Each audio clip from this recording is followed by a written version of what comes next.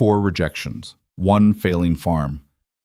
And the night an alpha king knocked on her door, pretending to be no one.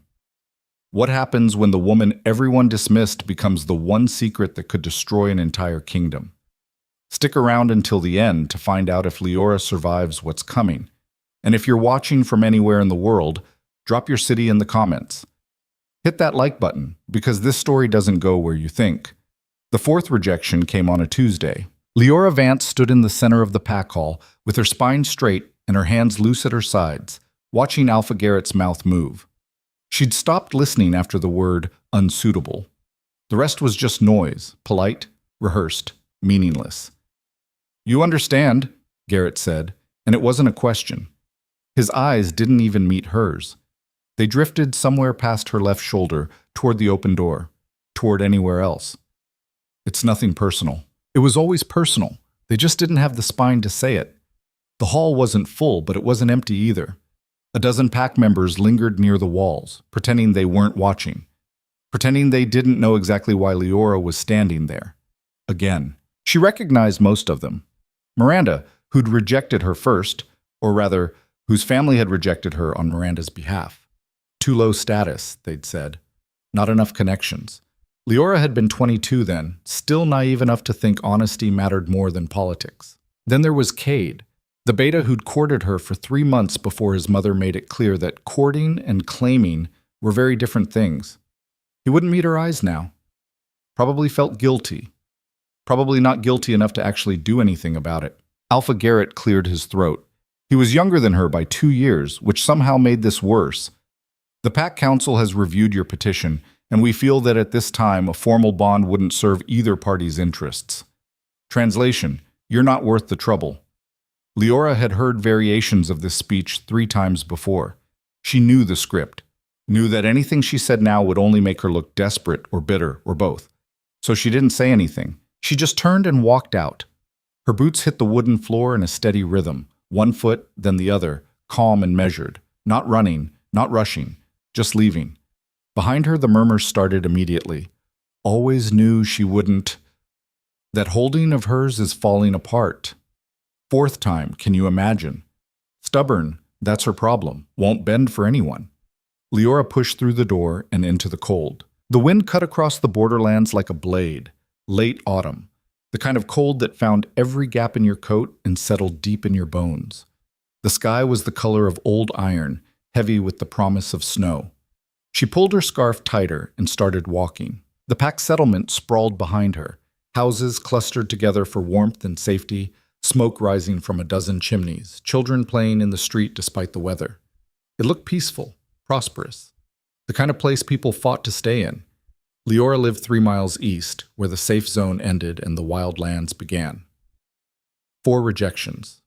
The number sat in her chest like a stone. 3 from alphas, who'd barely looked at her before deciding she wasn't worth the trouble. 1 from a beta who'd seemed genuinely interested until his family made it clear that interest wasn't the same as acceptable. She was 26. In the borderlands, that made her late. Past the point where people stopped asking if she'd found someone and started asking why she hadn't. The answer was simple. She wasn't what they wanted. Not beautiful enough to overlook her independence. Not soft enough to pretend she needed saving. Not desperate enough to smile through insults and call it courtship. Her face was ordinary, brown hair that wouldn't hold a curl, gray eyes that were too direct, a jaw that was too strong. She was built like someone who worked for a living, all lean muscle and calloused hands. No delicate omega features, no soft curves that made alphas feel protective. Just Liora. Practical, plain, difficult Liora. And her holding 30 acres of rocky soil on the edge of pack territory was a disaster waiting to happen. No one wanted to inherit a losing bet. Liora didn't blame them. She'd stopped expecting anything different around rejection number 2, but that didn't make it easier. The walk home took an hour. The temperature dropped as she moved away from the settlement. Out here, the land was harder, rockier. The soil fought you for every crop.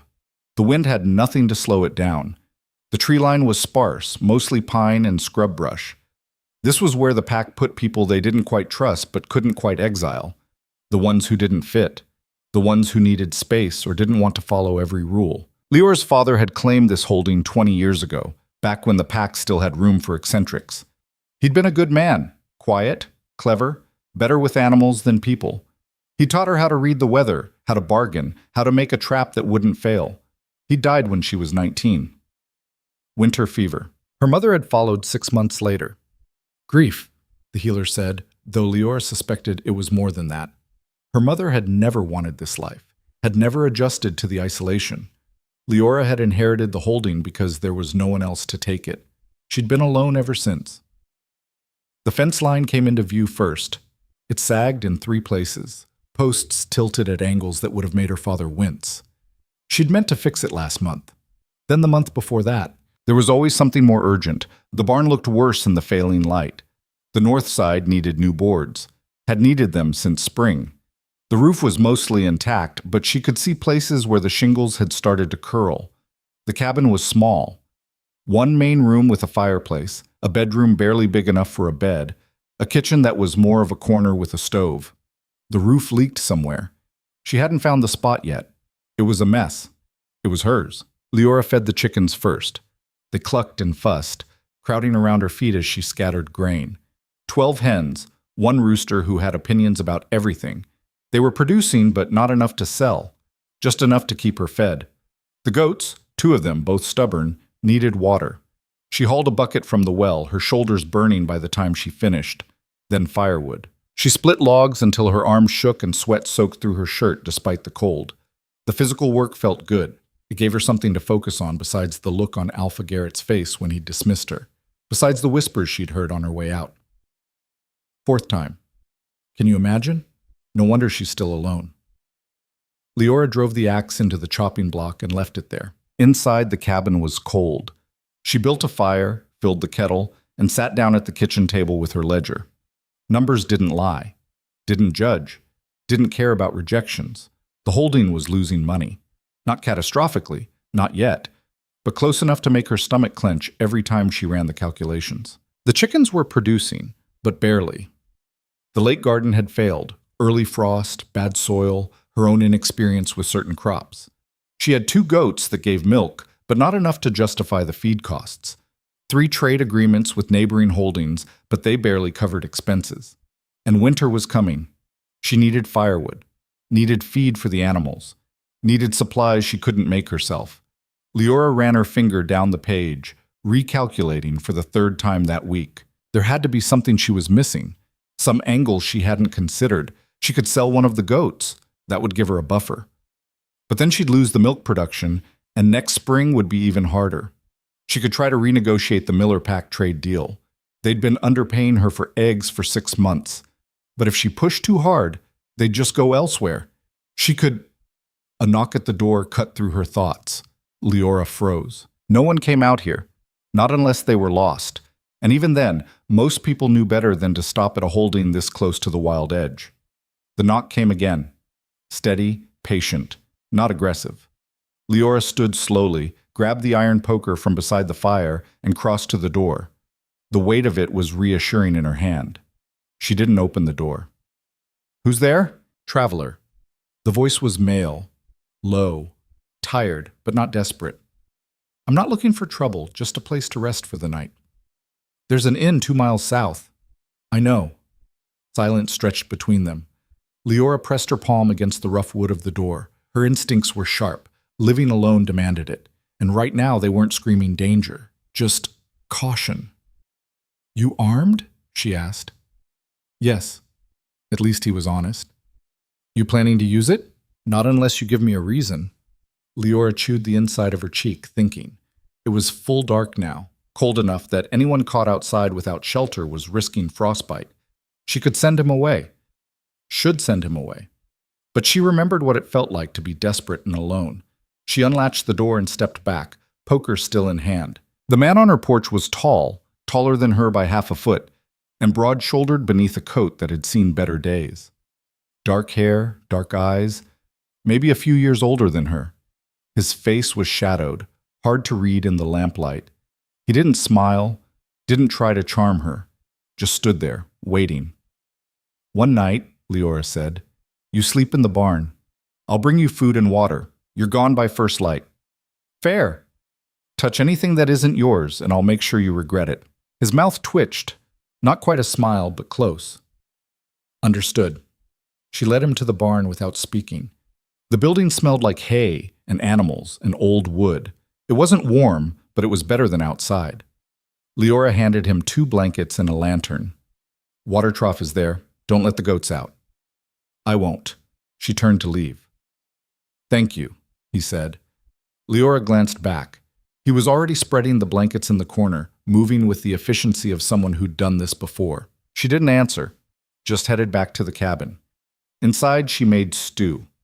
More than she needed. She told herself it was practical. Leftovers were useful. But when she ladled a second bowl and carried it out to the barn, she knew she was lying. The man, the traveler, was sitting against the wall, the lantern beside him. He looked up when she entered. You didn't have to, he said. I know. She set the bowl down and left before he could say anything else. The next morning, Liora woke to the sound of hammering. She stumbled out of bed, confused and angry. The sun was barely up. Who the hell was the traveler? She yanked on her boots and coat and stormed outside. He was at the fence line, replacing one of the sagging posts. Liora stopped mid-stride.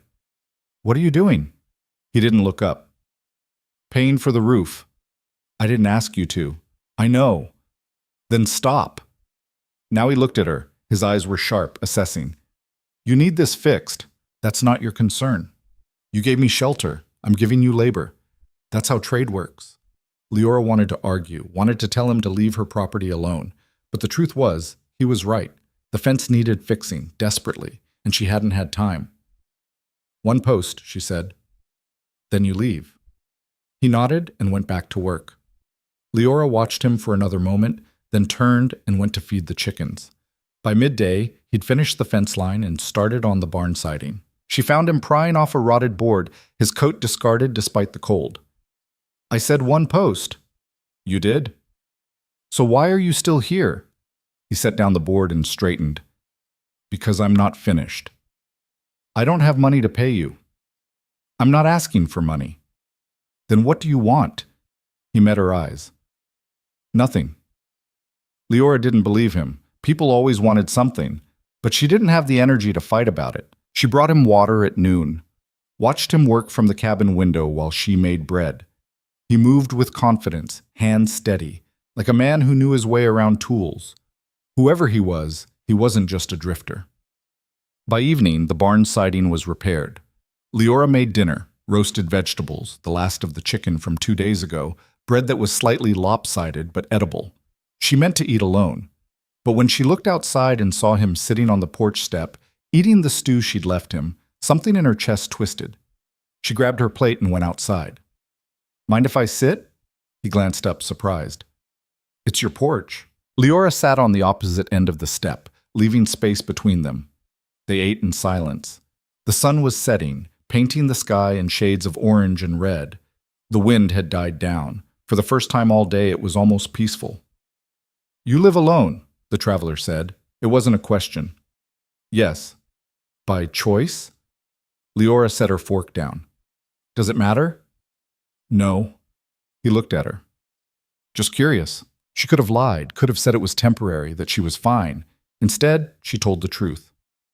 4 rejections, no family left, and a holding no one wants. He didn't flinch, didn't offer sympathy. Their loss, he said. Liora laughed, a short, bitter sound. You don't know me. I know you're managing this place alone. I know you didn't turn me away when you could have. That's enough. She didn't know what to say to that. They finished eating in silence. He didn't leave the next morning. Liora woke to find him fixing the leak in her roof. She stood in the yard, staring up at him. You're supposed to be gone. I know. So why aren't you? He hammered in a shingle before answering. Because you need help. I didn't ask for it. I know. Liora clenched her jaw.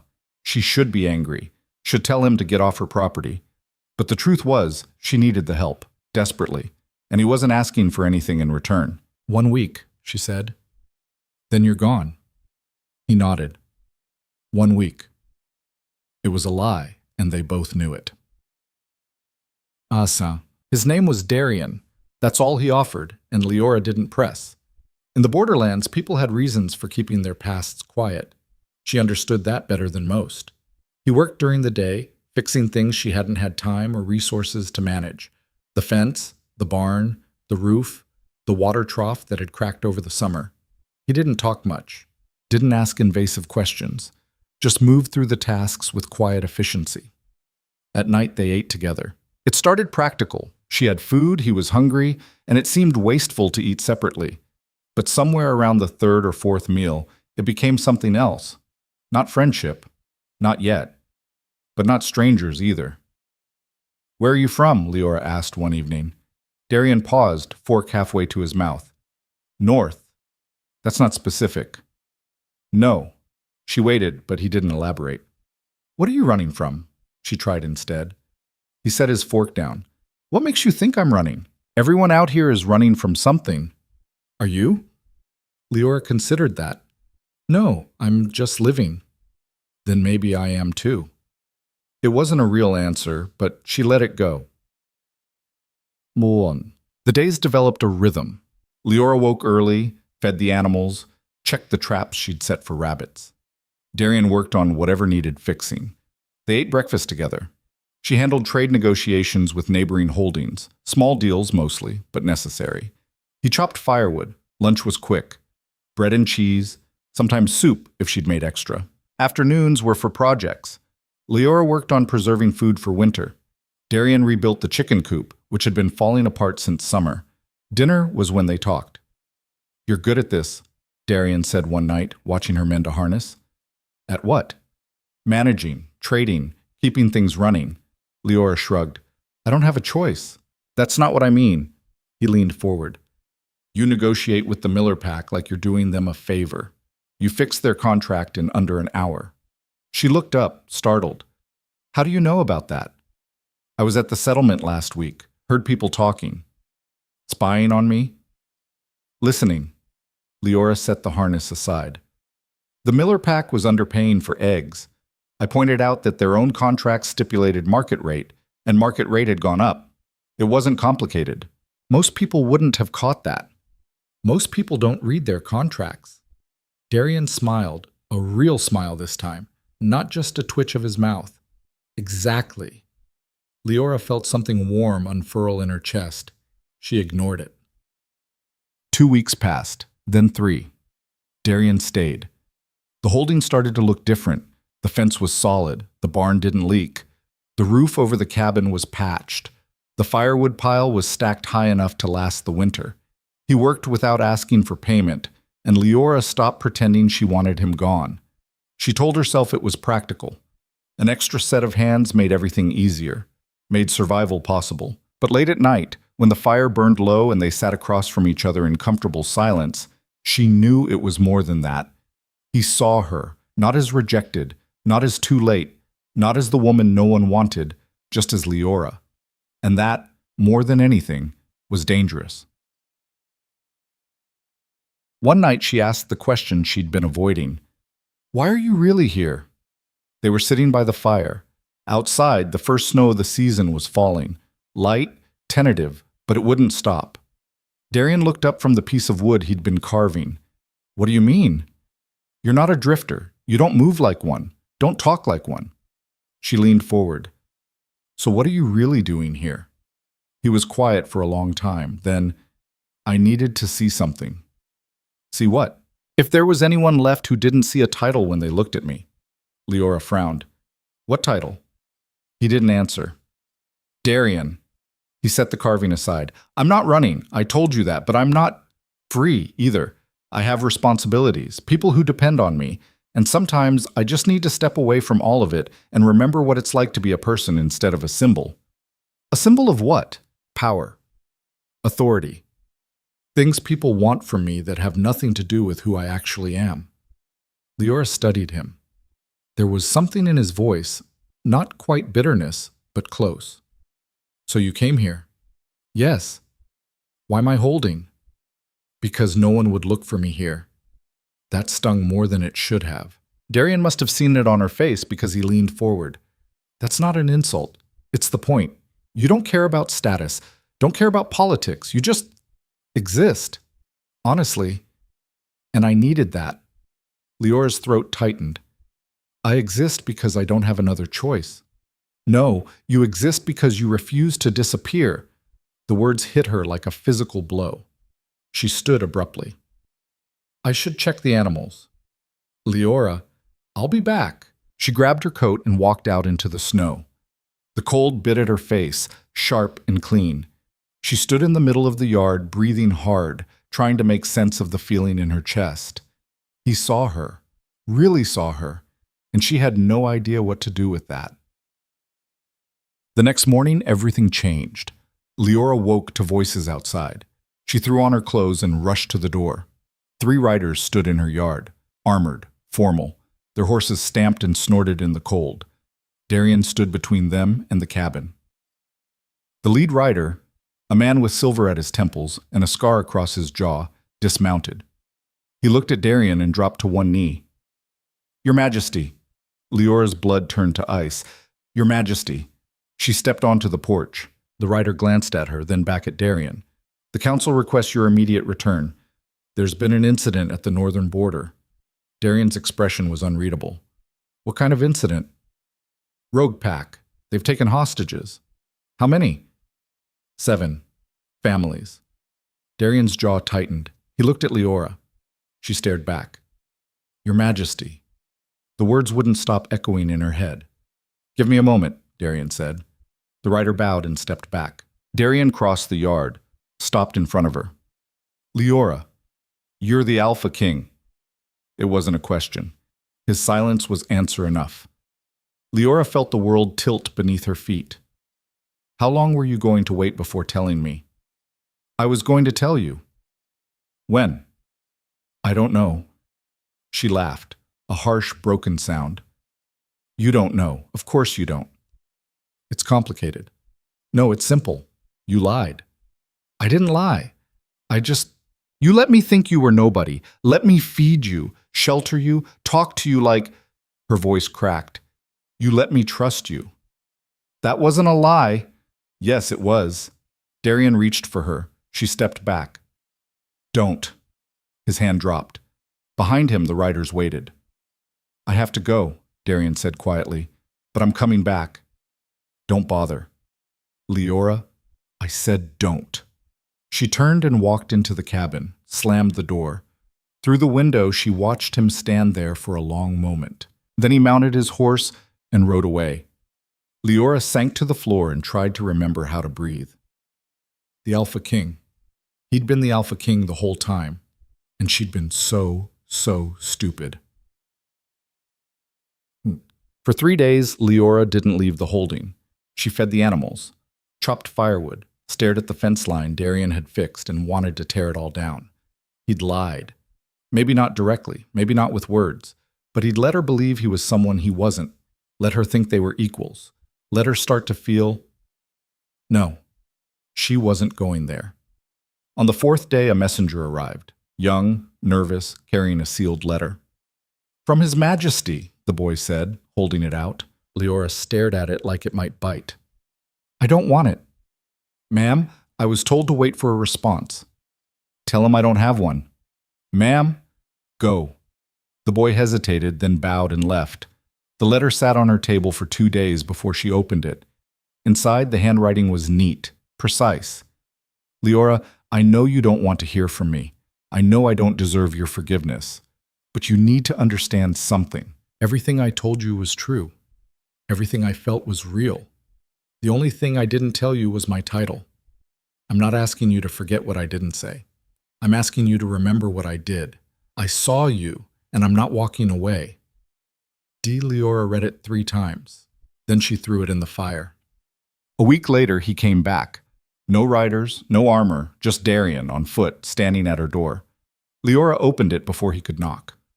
I told you not to come back. I know. So why are you here? Because I'm not done. Done with what? Proving to you that I meant what I said. Liora crossed her arms. You're the Alpha King. You don't have to prove anything to anyone. I do to you. That stopped her. That Darian took a careful step forward. I made a mistake. I should have told you who I was from the beginning, but I didn't because I was afraid you'd see the title and nothing else, like everyone else does. So instead you lied. I omitted. There's a difference. Not to me. He flinched. Good. I can't change what I did, Darian said, but I can tell you this. Every word I said to you was true. Every moment we spent together was real. I'm not asking you to forget that I'm the Alpha King. I'm asking you to see me the way you did before you knew. Leora's chest ached. I can't. Why not? Because everything's different now. It doesn't have to be. Yes, it does. She met his eyes. You're the most powerful wolf in the region. I'm a rejected Omega on a failing holding. We're not equals. We never were. I don't care about that. You should. Why? Because your council does. Your pack does. The entire system does. And pretending otherwise doesn't change reality. Darian stepped closer. What if I don't want reality? What if I want you? Leora's breath caught. You don't mean that. Yes, I do. You can't. Watch me. He was so close now, close enough that she could see the exhaustion in his eyes, the determination. I'm not walking away, he said quietly. Not unless you tell me you feel nothing, that the last month meant nothing. If you can say that and mean it, I'll leave. But if you can't, Liora wanted to lie, wanted to protect herself, but she couldn't. I hate you, she whispered. I know. I don't trust you.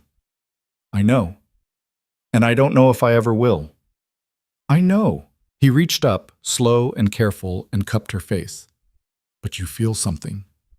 Liora closed her eyes. Yes. Then that's enough. When he kissed her, she didn't pull away. And everything, all of it, changed. The kiss lasted 3 seconds. When Liora pulled back, her hands were shaking. Darian's forehead rested against hers, his breath warm against her skin. Tell me to leave, he said quietly. If you want me gone, say it now. She should.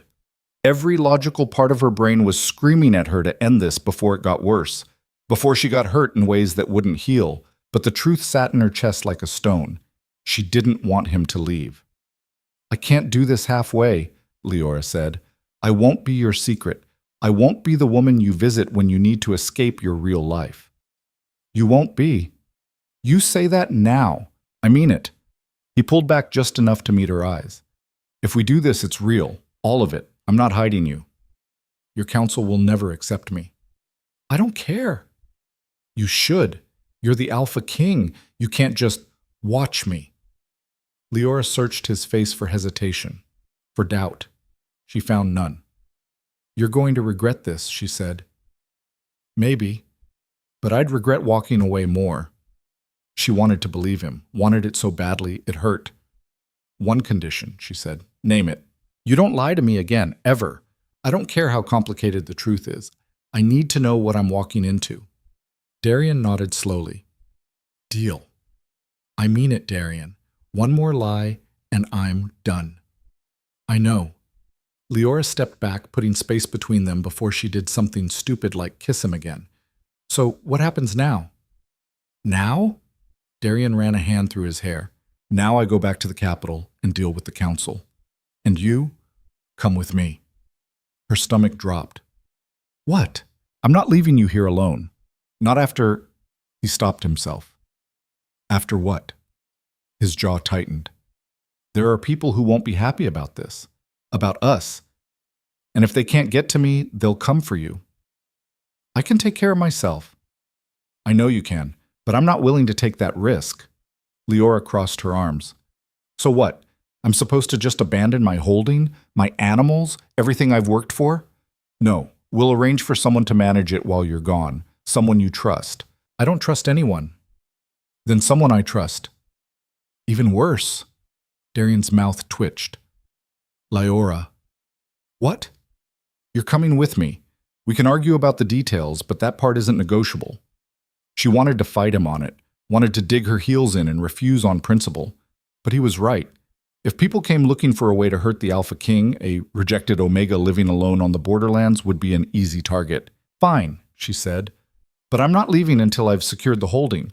That means food for the animals, repairs finished, and a plan for winter. How long will that take? A week, maybe 2. Darian nodded.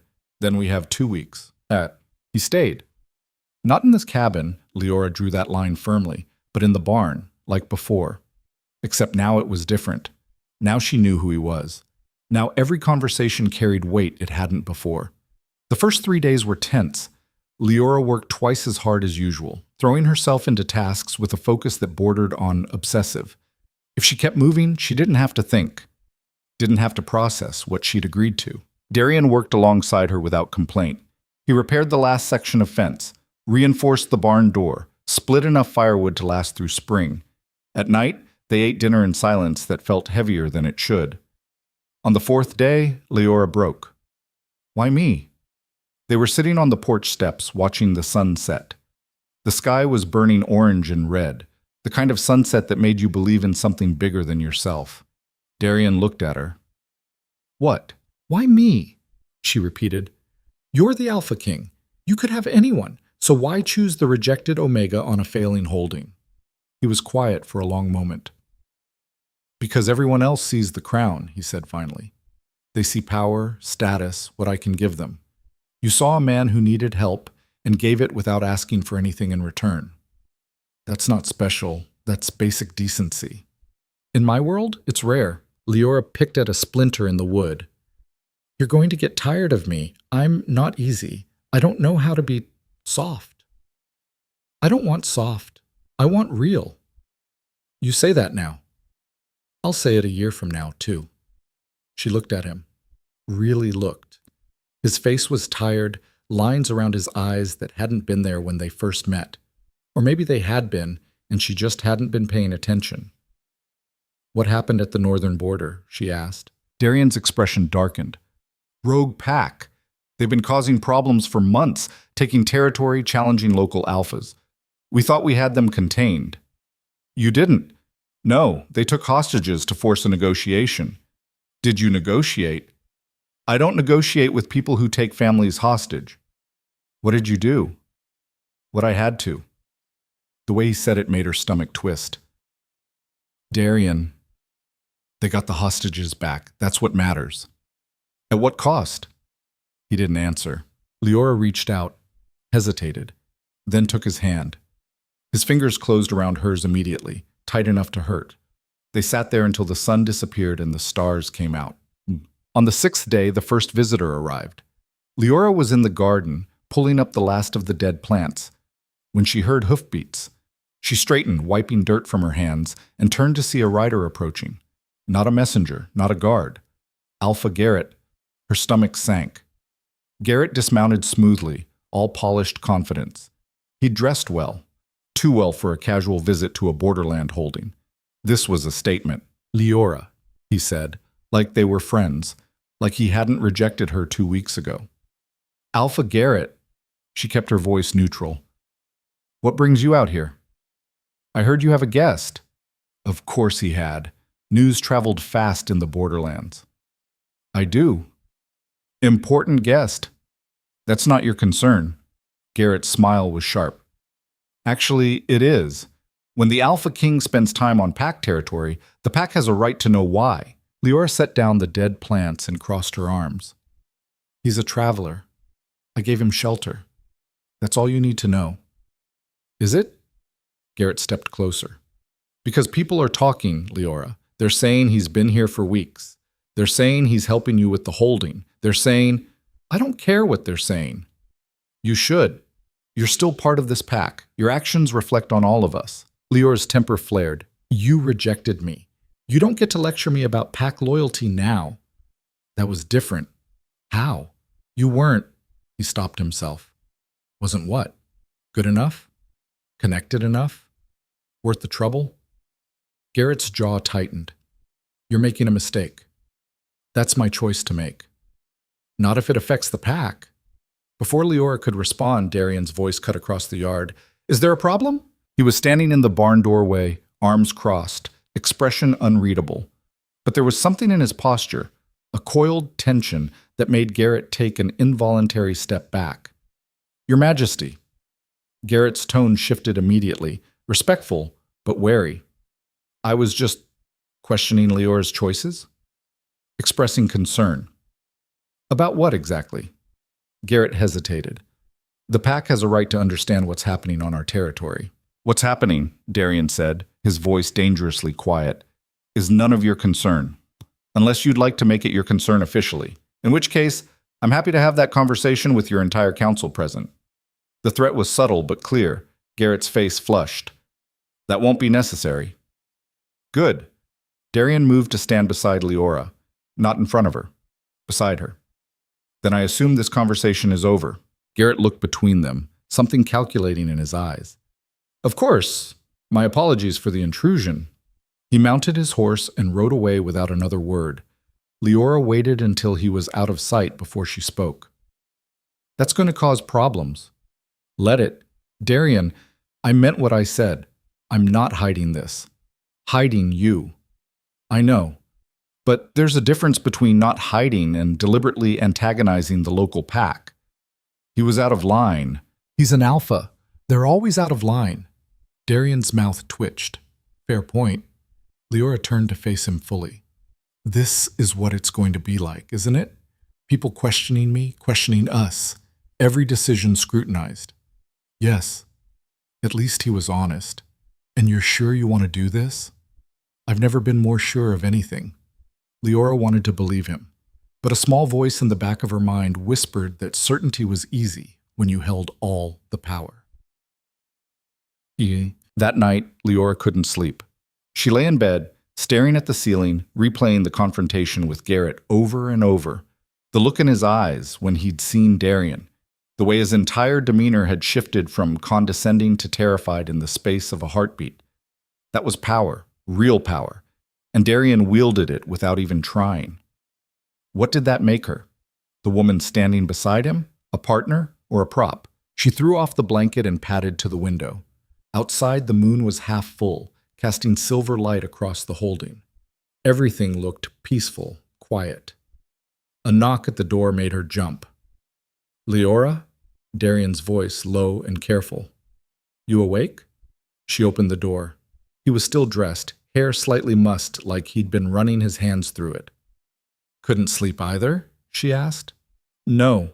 He stepped inside when she moved back. I keep thinking about what Garrett said. Which part? All of it. He's right, about your actions reflecting on the pack, about people talking. Darian leaned against the wall. I handled that badly. You defended me. I threatened him. That's not the same thing. Leora crossed her arms. So what should you have done? I don't know. Something that didn't make you look like you needed protecting. That stopped her. I didn't think about it that way. I did, after he left. I replayed the whole thing and realized I stepped in front of you like you couldn't handle yourself, like you needed me to fight your battles. I didn't mind. You should have. Leora studied him. This close, in the lamplight, she could see the exhaustion in his face, the weight he carried that had nothing to do with physical strength. You're overthinking this, she said. Am I? Because in a week we're going to the Capitol, and every interaction is going to be like this. Me trying to protect you, you trying to prove you don't need it, and both of us making it worse. Then we figure it out as we go. What if we can't? Leora stepped closer. Then we fail. But at least we'll fail trying. Darian's laugh was short and sharp. That's not reassuring. It's realistic. He reached out and tucked a strand of hair behind her ear. The gesture was so casual, so intimate, that it made her chest ache. I don't want you to lose yourself in this, he said quietly. In me.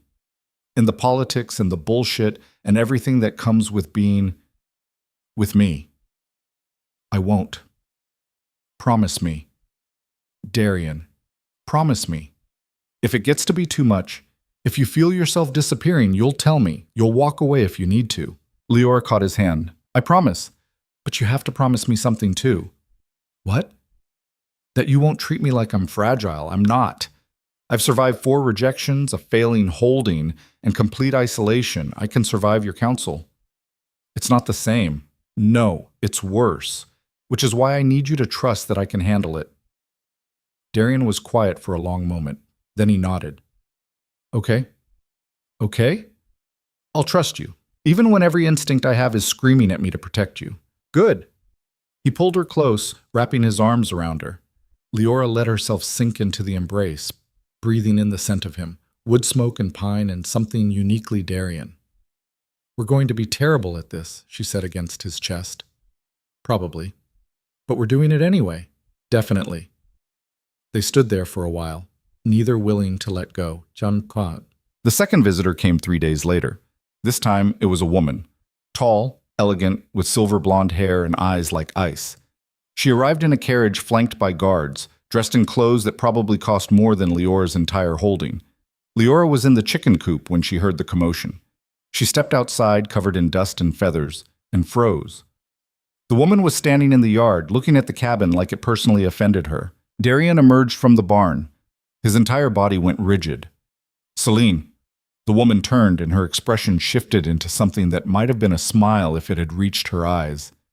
Darien, you've been missed. I'm sure. The council sent me to retrieve you. I'm not a lost item. No, you're the Alpha King, and you've been playing farmer for 3 weeks while the kingdom falls apart. Liora bristled at the dismissive tone but stayed quiet. Darien's jaw tightened. Nothing's falling apart. I've been in contact with Marcus daily. Contact isn't leadership. The northern packs are restless.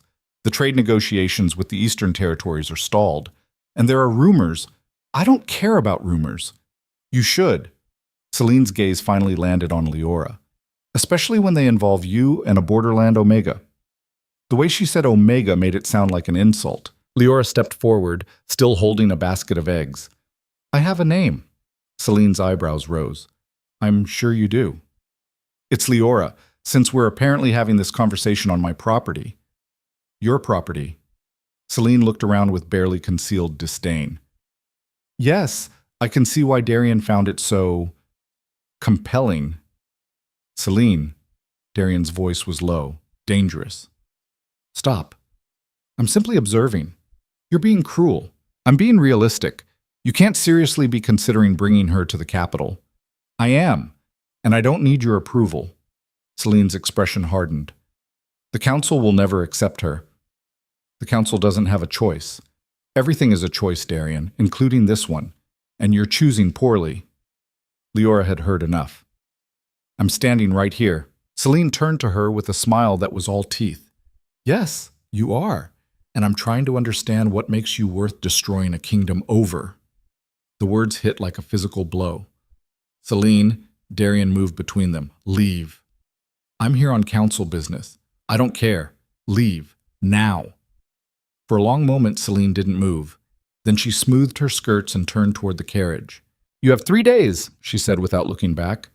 After that, the council convenes to discuss your situation. I'd suggest you be there, with or without your pet project. The carriage pulled away, leaving dust and tension in its wake. Liora stood frozen, Celine's words echoing in her head. Worth destroying a kingdom over. Don't listen to her, Darien said. Why not? She's right. She's not.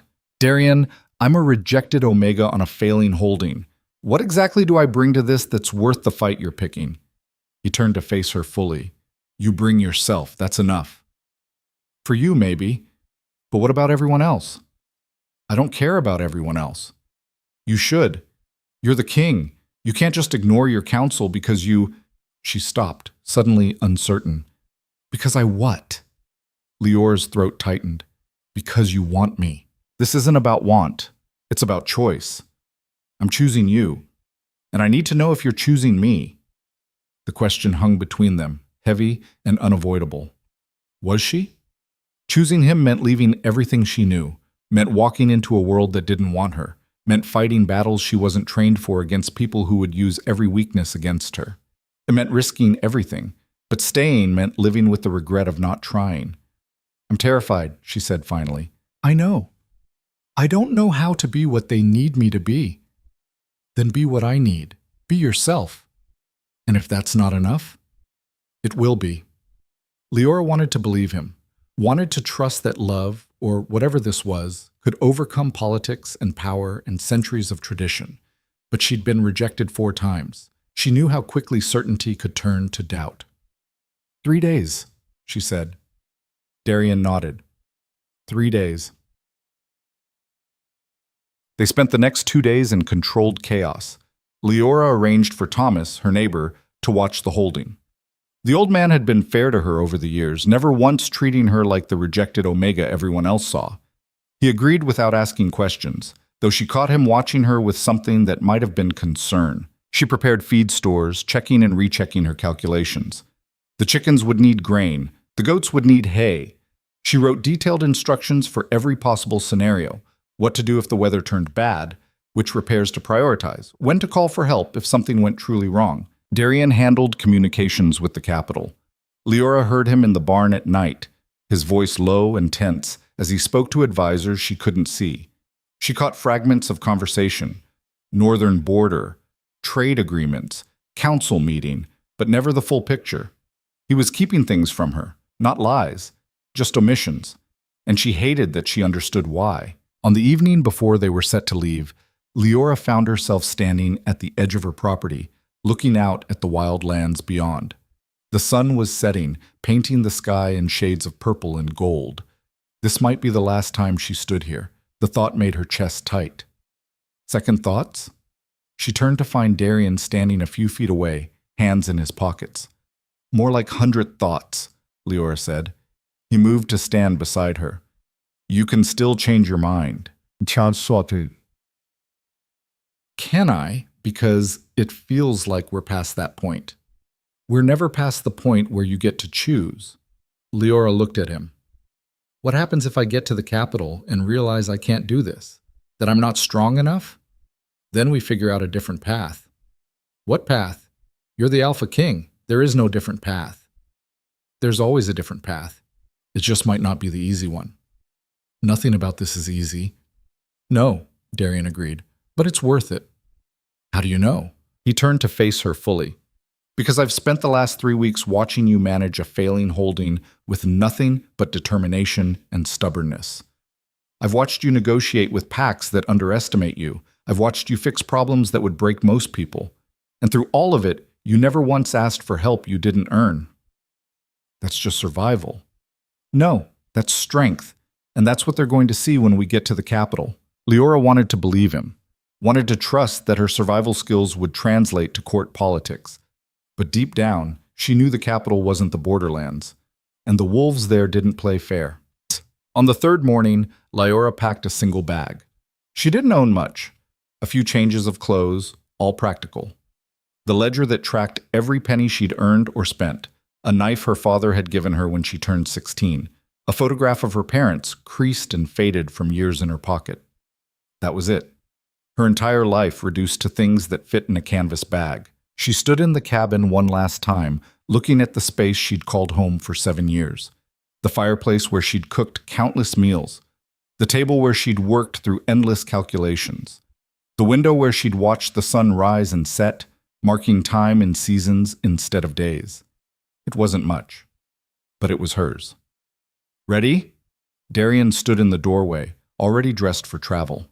Behind him, she could see horses and guards waiting in the yard. No, Liora said honestly, but I'm going anyway. He smiled, small and genuine. That's all anyone can ask. She picked up her bag and walked past him, not looking back. If she looked back, she might not leave. So, the journey to the capital took 2 days.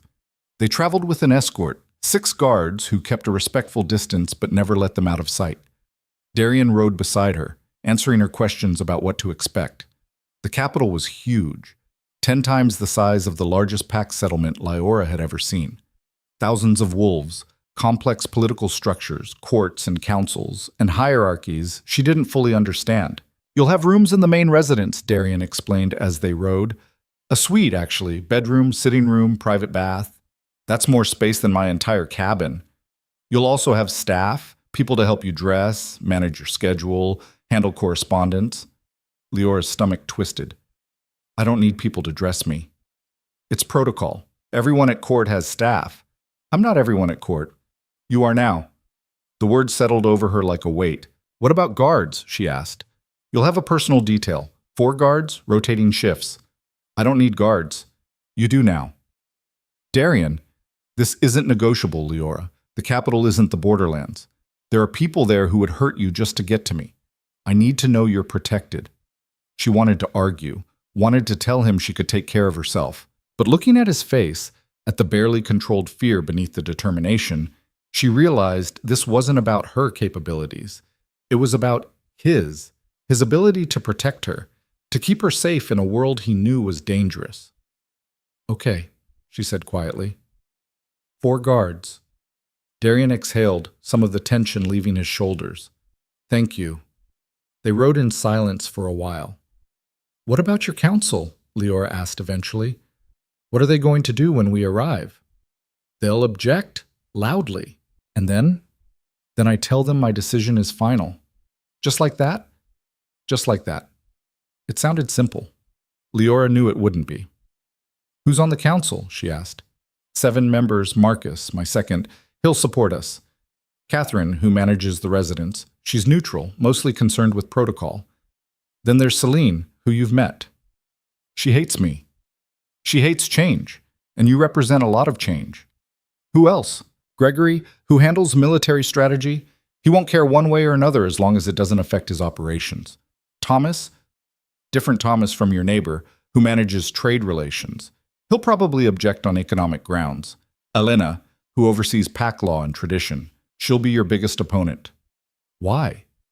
Because you break every precedent she's ever protected. No lineage, no connections, no political value. In her eyes, you're a disaster waiting to happen. Encouraging. I'm being honest. I know, I appreciate it. And then there's Vincent, Darian continued. He's complicated.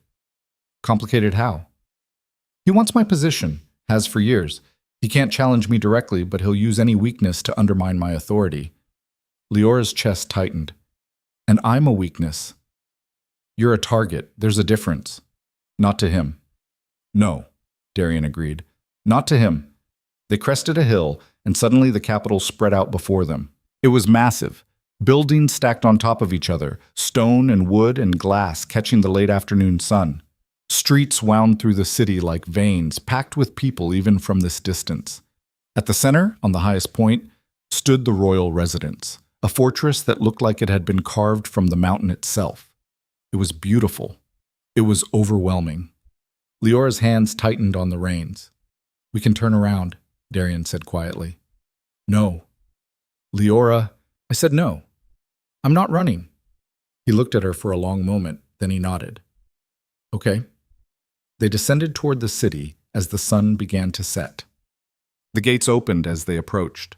Liora felt 100 eyes on her immediately. Guards, servants, people she didn't know, watching her, judging her before she'd even dismounted. She kept her spine straight and her expression neutral. If they wanted to see weakness, they'd have to look harder. Darian helped her down from her horse, his hand steady on her arm. "Stay close," he said quietly. Wasn't planning on wandering. A woman approached, older, with silver hair pulled back in a severe bun and eyes that missed nothing. She wore formal robes that marked her as someone important. "Your Majesty." She inclined her head. "Welcome back." "Catherine." Darian nodded. "This is Liora Vance. She'll be staying in the East Wing." Catherine's gaze flicked to Liora, assessing in a way that made her skin crawl. "Of course, I'll have her rooms prepared immediately." "They should already be prepared." "They are. However, there are protocols to observe." "Such as?" Catherine's mouth pressed into a thin line. "The council has requested an immediate audience." "With me or with Liora?" "Both." Darian's jaw tightened. "Tell them we'll meet tomorrow." "They were quite insistent, Your Majesty. And I'm quite tired. Tomorrow."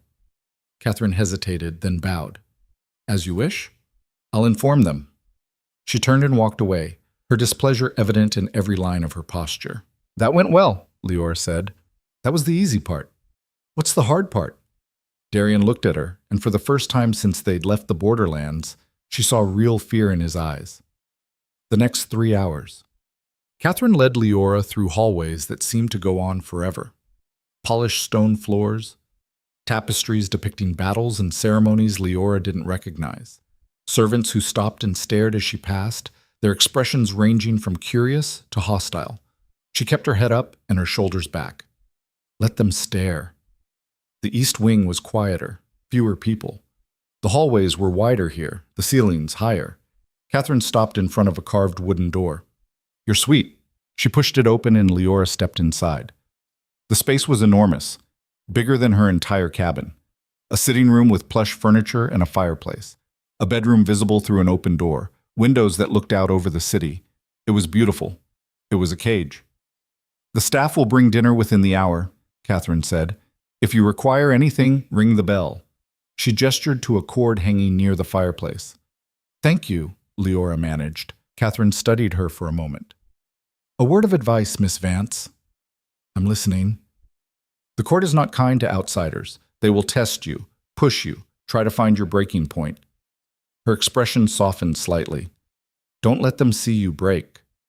Before Liora could respond, Catherine left, closing the door behind her.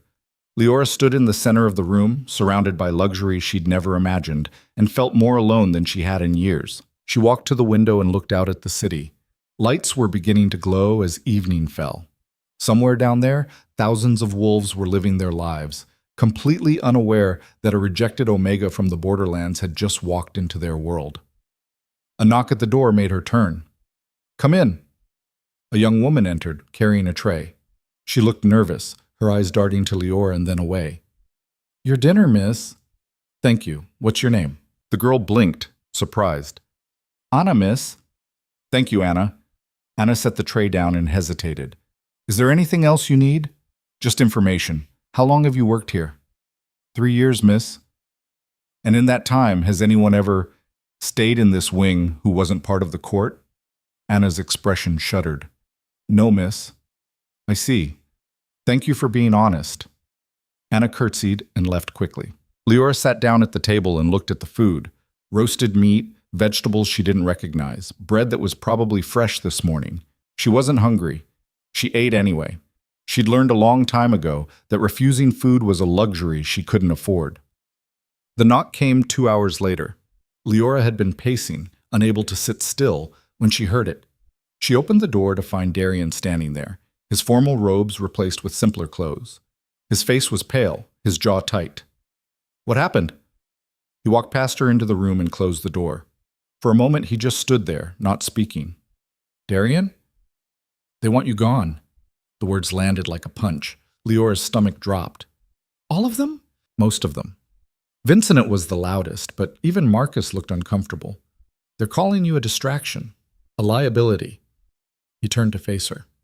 "A commoner trying to use me for power." The accusation stung more than it should have. "And what did you say?"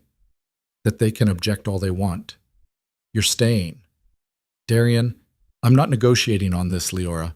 They don't get to decide who I—" He stopped, running a hand through his hair. "They don't get to decide." Liora crossed her arms, trying to ignore the panic rising in her chest. "What happens now?" "Now they'll try to undermine you. Find flaws. Prove you're not fit to be here." He looked at her, and she saw something break in his expression. "And I can't stop them. Not without making it worse. So I'm on my own." "No, you'll never be on your own. But I can't fight every battle for you. If I do, they'll say you're weak, that you need me to survive." "Maybe I do." "You don't." He stepped closer. "You survived 4 rejections and a failing holding with nothing but your own strength. You can survive this." Liora wanted to believe him. But standing in this massive room, in this massive building, surrounded by people who wanted her gone, she felt the weight of what she'd agreed to settle on her shoulders like stones. "They're going to destroy me," she whispered. "Not if you destroy their expectations first." "How?" "By being exactly who you are. Not softer, not more accommodating. Just you." Liora looked at him, really looked. His eyes were desperate, pleading with her to understand something he couldn't quite articulate. "You're asking me to walk into a room full of people who hate me and just— what? Ignore them?" "No, face them. Show them they made a mistake underestimating you. And if I can't—" Darian's hands framed her face, gentle but firm. "Then we figure out plan B. But I'm not giving up on this. On us. Not unless you tell me to." Leora's throat tightened. She wanted to be strong, wanted to be the woman he seemed to think she was, but right now she just felt small. "I don't know if I can do this," she admitted. You can. I've seen you do harder things. This is different. How? Because before I was alone. If I failed, I only hurt myself. Now, she pulled away from his hands. Now if I fail, I hurt you too. Understanding dawned in Darian's eyes. That's what you're afraid of. Not failing, failing me. Liora didn't answer. Didn't need to. He pulled her close, wrapping his arms around her. She let herself sink into the embrace, breathing in the scent of him. You could never hurt me by being yourself, he said quietly. The only way you hurt me is if you disappear trying to be what they want. What if what they want is for me to leave? Then they're going to be disappointed. They stood there for a long time, neither willing to let go. Finally, Darian pulled back. I have to go. Early meeting with Marcus. What time? Dawn. That's 4 hours from now. I know. He kissed her forehead. Try to sleep. Not likely. Try anyway. He left, and Liora was alone again. She walked to the window and looked out at the city. Somewhere out there, people were sleeping peacefully, unaware that tomorrow everything would change. For her, for Darian, for the entire kingdom. And she had no idea if she was ready. But ready or not, dawn was coming. Liora woke to pounding on her door. She jerked upright, disoriented. The room was still dark.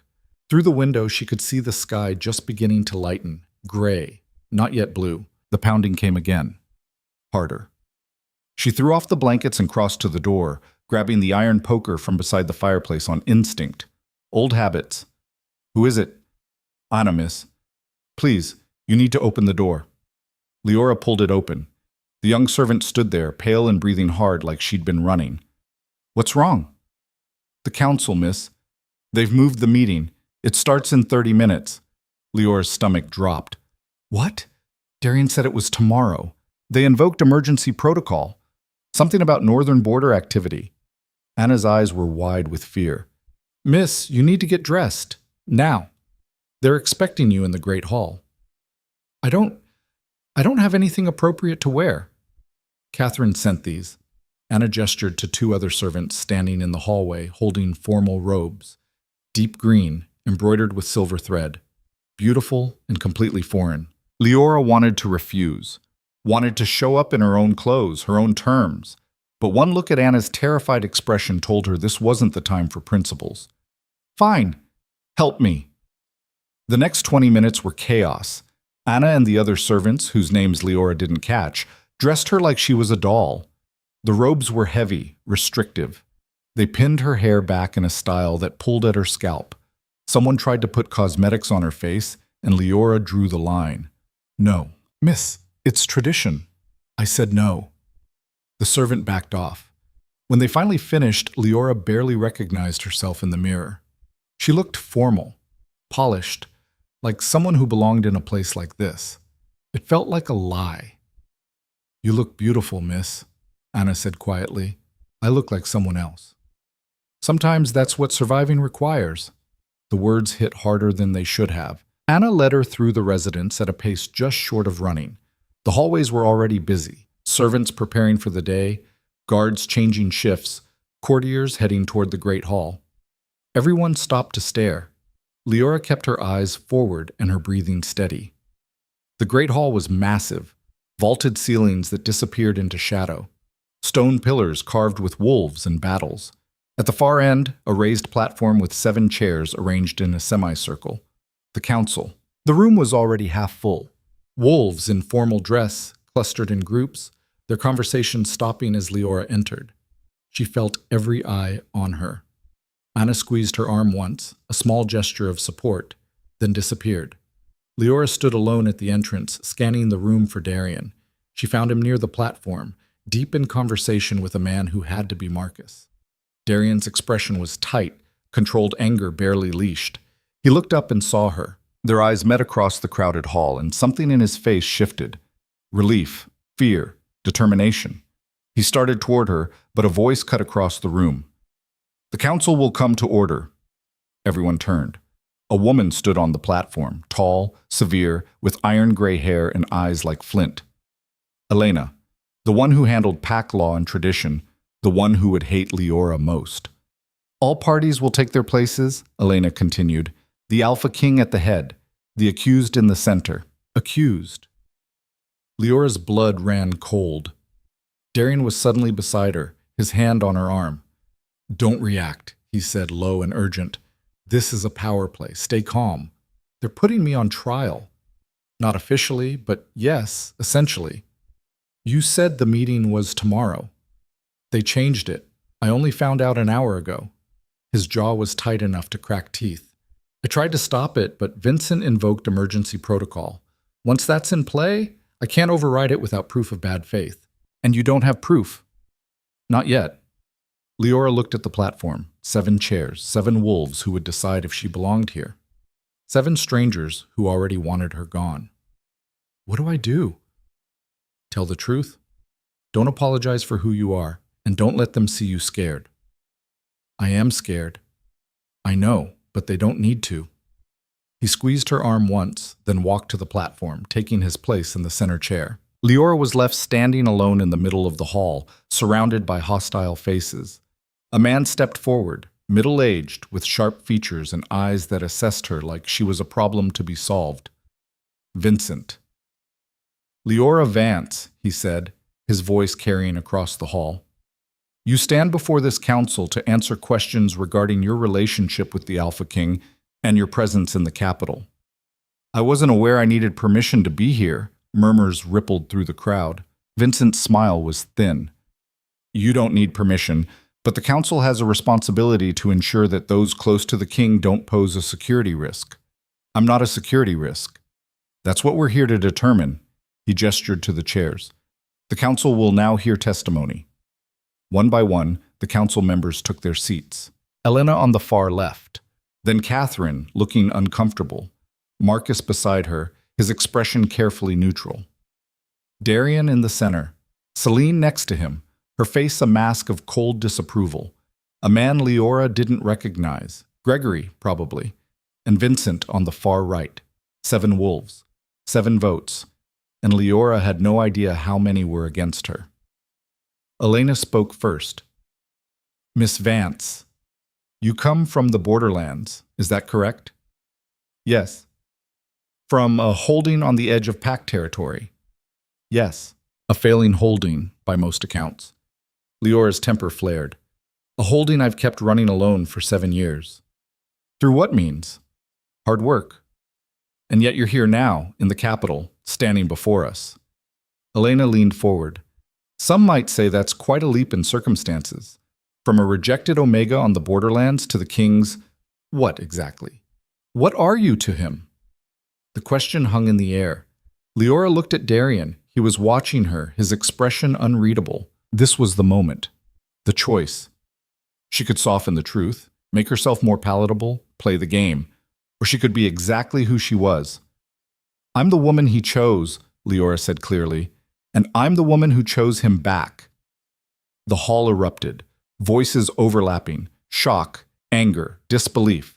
Elena's face went rigid. Celine looked like she'd been slapped. Vincent called for order, but it took a full minute for the noise to die down. You claim the king chose you, Elena said, her voice sharp. On what basis? You have no lineage, no political connections, no wealth. What exactly do you bring to this union? Myself. That's not an answer. It's the only answer that matters. Elena's expression darkened. You're either incredibly naive or incredibly arrogant. Neither quality inspires confidence. I'm realistic. I know I don't belong here by your standards, but I'm not here to meet your standards. I'm here because he asked me to be. And what happens when he realizes his mistake? The words were meant to wound. They did. But Liora kept her voice steady. Then I'll deal with it. But that's between him and me. Not you. Celine spoke next, her voice cool and cutting. You've been in the capital less than a day, and you're already causing disruption. The northern pacts are demanding answers. The eastern territories are threatening to pull out of trade negotiations. The king's focus is divided at a time when we need unity. His focus seems fine to me. Does it? Because from where I'm sitting, he spent 3 weeks on a borderland holding while his kingdom dealt with a hostage crisis. He resolved that crisis after unnecessary delay. There's always going to be a crisis, Liora shot back. That's the nature of leadership. You're blaming me for something that would have happened regardless. Are we? Vincent stepped forward. Because the timing is interesting. The king disappears for weeks, returns with an unknown Omega, and suddenly the northern packs are restless, the eastern territories are backing away, and there are rumors. What rumors? Vincent smiled. That you're using him. That this is a calculated move to gain power and resources for your failing holding. Leora's laugh was sharp and bitter. You think I orchestrated this? I didn't even know who he was when he showed up at my door. So you claim. So I know. I gave him shelter because he asked for it. I fed him because I had food. I didn't ask for his name, his title, or anything else. He was just a man who needed help. How convenient, Celine said. And when did you discover his true identity? When his guard showed up 3 weeks later. And you expect us to believe you had no idea before that? I don't care what you believe. It's the truth. Catherine spoke for the first time, her voice measured. Miss Vance, you must understand our concern. The king's position requires careful consideration of alliances, bloodlines, political strategy. You represent none of those things. I know. Then why are you here? Liora looked directly at Catherine. Because he asked me to be, and because I'm tired of being dismissed by people who don't know me. We're trying to know you, Catherine said. That's the purpose of this hearing. No, the purpose of this hearing is to find a reason to get rid of me. You've already decided I don't belong. You're just looking for justification. Marcus cleared his throat. Miss Vance, if I may, what are your intentions regarding the king? Finally. A question that wasn't an attack. My intentions, Liora said carefully, are to support him, to stand beside him, to be honest with him even when it's difficult. I'm not here to manipulate him or use him or play political games. I'm here because when I look at him, I see a man who's been alone in a room full of people for too long. And he saw the same thing in me. The hall went quiet. Marcus nodded slowly. Thank you. Gregory, the military strategist, spoke next. His voice was gruff, practical. Can you fight? Liora blinked. What? Can you fight? Defend yourself? I can handle myself. That's not what I asked. Then yes, I can fight. Not formally trained, but I've survived alone on the borderlands for 7 years. You don't do that without knowing how to defend yourself. Gregory grunted. At least she's not useless. Elena glared at him. That's hardly the standard we should be applying. It's exactly the standard we should be applying, Gregory cut her off. The king needs a partner who can survive in a dangerous world. Sounds like she can. Being able to survive and being qualified to stand beside the Alpha King are two very different things. Are they? Liora challenged. Because from where I'm standing, survival is the most important qualification there is. Elena stood, her face flushed with anger. You have no respect for tradition, no understanding of what this position requires. You're a commoner with delusions of grandeur. Enough! Darian's voice cut through the hall like a blade. He stood, and the entire room seemed to hold its breath. This hearing is over, he said. You've asked your questions, you've made your objections, and my answer remains the same. She stays. You can't simply, I can, and I am. He looked at each council member in turn.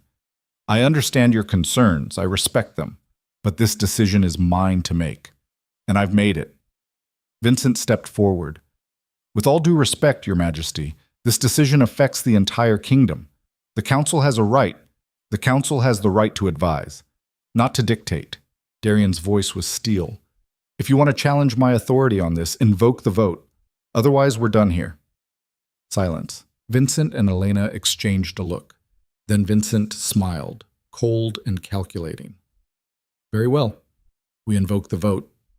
Darian's expression didn't change, but Liora saw his hands clench. What vote?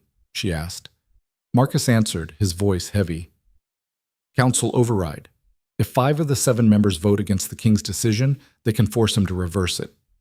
Leora's chest tightened. And if they do? Then you'll be escorted from the capital and barred from returning. The hall erupted into chaos again. Darian descended from the platform, moving toward her, but Vincent's voice rang out. The vote will commence immediately. All council members to the platform. Darian stopped, torn between staying with Liora and following protocol.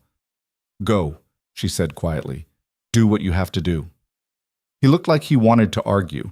Instead, he turned and walked back to his chair. The council members took their positions. Elena spoke first. "All those in favor of overriding the king's decision and removing Liora Vance from the capital, raise your hand." Leora's heart hammered against her ribs. Elena's hand went up immediately. Celine's followed. Vincent's rose with deliberate slowness, his eyes on Darian the entire time. 3 votes. Catherine hesitated, then slowly raised her hand. 4. 1 more, and it was over. Gregory stared straight ahead, his hand firmly on the armrest. Marcus met Darian's eyes, something passing between them. Then he raised his hand. 5 votes. The council had overridden the king. Liora felt the floor tilt beneath her feet. Darian stood, his face white with rage. "Marcus, I'm sorry," Marcus said, and he sounded like he meant it. "But the kingdom comes first. It always has to come first." "This is wrong." "Maybe, but it's necessary." Vincent stood as well. "The decision is made. Miss Vance, you have until sunset to leave the capital. Guards will escort you back to the borderlands." Liora couldn't breathe, couldn't think. This couldn't be happening. Darian moved toward her, but Vincent blocked his path. "Your Majesty, you need to let her go. Get out of my way." "I can't do that." "Vincent, I swear." "You swear what? That you'll fight your own council? Your own second?" Vincent's voice dropped. "You've already lost this battle. Don't make it worse." Liora found her voice. "Darian, stop." He looked at her, desperation and fury warring in his expression. "Don't fight them," she said. "Not like this." "I'm not letting them take you." "You don't have a choice." "There's always a choice. Not one that doesn't destroy you." Liora stepped forward, ignoring the guards moving to flank her. "You told me once that the kingdom comes first. You were right." "I was wrong." "No, you weren't." She reached up and touched his face, memorizing it. "I knew this was a possibility. I came anyway. That's on me." "Liora, let me go. I'll be fine." It was a lie, and they both knew it, but sometimes lies were all you had. The guards took her arms, gentle but firm. She didn't resist. As they led her toward the door, she heard Elena's voice behind her. "A wise decision, Your Majesty. The kingdom will be stronger for it." Liora didn't look back. If she looked back, she'd break. So, they gave her an hour to pack. Anna helped her in silence, tears streaming down the young servant's face. Liora felt numb, disconnected, like she was watching someone else's life fall apart. The formal robes came off. Her own clothes went back on. The canvas bag was repacked with the few things she'd brought. She was leaving with exactly what she'd arrived with. Nothing gained, everything lost. A knock at the door made her turn. Marcus stood there, looking older than he had in the great hall. "May I come in?" Liora wanted to tell him to go to hell. But what was the point? "It's not my room anymore." He entered, closing the door behind him. "I owe you an explanation." "You don't owe me anything." "I voted against you." "I noticed. Not because I think you're wrong for him. Because I think the timing is wrong for the kingdom." Marcus sat heavily in one of the chairs. "The northern pacts are on the verge of open rebellion. The eastern territories are one bad decision away from cutting all ties. If Darian divides his focus now, people will die. So you sacrifice me to save them." "Yes." At least he was honest. "Does he know?" Liora asked. "That you were going to vote against him?" He suspected, but he hoped I wouldn't. Marcus looked at her. "You're good for him. I've seen the way he is around you, lighter, more himself.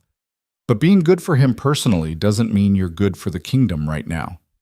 And if there's never a right time, then we'll deal with that when it comes." Liora laughed, a hollow sound. "You really think he's going to forgive this?" "No, but he'll understand it, eventually." Marcus stood. "For what it's worth, I hope you come back, when the time is right." "There won't be a time." This was it. He left without another word. Anna finished packing in silence. When everything was ready, she hugged Liora, quick and fierce. "You're stronger than all of them," she whispered. "Don't let them make you forget that." Then she was gone too. Liora stood alone in the room that had never really been hers, holding a bag that contained her entire life, and tried to figure out how to breathe around the pain in her chest. A knock. Different this time. Urgent. She opened the door expecting guards. Instead, she found Catherine. "Come with me," the older woman said. "Quickly." "Why?" "Because you have one chance to change this, and it's happening in the next 10 minutes. Leora's heart leaped. "What are you talking about?" "Vincent is making a move now. While everyone's distracted, if you want to stop him, if you want to save Darian, you need to come with me right now." Every instinct Liora had screamed danger, but she followed anyway. Catherine led her through service corridors Liora didn't know existed. They moved quickly, passing startled servants who took one look at Catherine's face and got out of the way. "Where are we going?" "The archives. Vincent's been accessing sealed council records for weeks. I couldn't prove it before, but if I'm right about what he's looking for..." "What is he looking for?" Catherine stopped outside a heavy wooden door. "Proof that Darian's claim to the throne isn't legitimate." Leora's blood ran cold. "Is it true?" "I don't know. But if Vincent finds evidence, real or fabricated, he can use it to force a challenge. And if that happens, Darian could lose everything." "Exactly." Catherine pushed open the door. Inside was a room lined with shelves, all packed with documents and books. At the far end, a figure bent over a table, rifling through papers. Vincent. He looked up as they entered, and his expression shifted from surprise to calculation in an instant. "Catherine, Miss Vance, what a pleasant surprise." "What are you doing here?" Catherine demanded. "Research. Is that a crime now?" "It is when you're accessing sealed records without authorization." Vincent smiled. "I have authorization from the council." "The full council, or just the members you've convinced to support your coup?" The word hung in the air. Vincent's smile widened. "Careful, Catherine. Accusations like that need proof." "Then let's see what you're reading." She moved toward the table, but Vincent was faster. He grabbed the papers and held them away from her. "These are confidential council records. You have no right, and you have no right to use them against the king." "I'm not using them against anyone. I'm ensuring the integrity of the throne." Liora had heard enough. She stepped forward, her voice cold. "What did you find?" Vincent looked at her like she was an insect. "Nothing that concerns you." "If it concerns Darian, it concerns me. You're being escorted from the capital in..." He checked a pocket watch. 30 minutes. Your opinion is irrelevant." "Show me the papers." "No." Liora moved before thinking. She lunged forward, grabbing for the documents. Vincent jerked them away, but not before she caught a glimpse of the top page. A birth record, names she didn't recognize, and a seal she did, the royal seal. Vincent's face went dark. "You shouldn't have done that. Why? What are you hiding?" "I'm protecting the kingdom from a king who's forgotten his duty." "By destroying him?" "By reminding him that some mistakes can't be fixed." Vincent folded the papers carefully and tucked them inside his coat. "Tell him, if you want. It won't change anything. The evidence exists, and when the right moment comes, I'll use it." "He'll fight you. He'll lose. The information in these documents will ensure that." Catherine moved to block the door. "I can't let you leave with those." Vincent's expression turned pitying. "Catherine, move." "No," he sighed. Then he whistled. 2 guards entered from a side door Liora hadn't noticed, both armed. "Escort Catherine to her quarters," Vincent said calmly. "She's had a trying day." "You can't..." "I can. Council authority. You voted with me, remember?" Catherine's face went pale. She looked at Liora, something desperate in her eyes. "Run." "What?" "Find Darian. Tell him what Vincent's planning. Run, now." The guards grabbed Catherine. Liora ran. The corridors were a maze. She didn't know where she was going, didn't know which direction led to Darian, just ran, following instinct and desperation. Behind her, she heard shouting, guards mobilizing. She turned a corner and nearly crashed into someone. "Anna." "Miss, what are you... Where's Darian?" "The strategy room, west wing, 3rd floor, but you can't..." Liora was already running. She found the stairs, took them 2 at a time.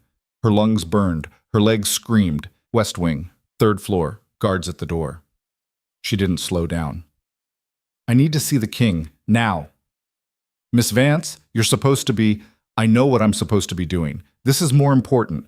Let me through or I'll make a scene that gets all of us in trouble. The guards exchanged glances. Then one of them opened the door. Liora burst into the strategy room. Darian was bent over a map, Gregory beside him, both deep in conversation. They looked up as she entered. Liora? Darian moved toward her immediately.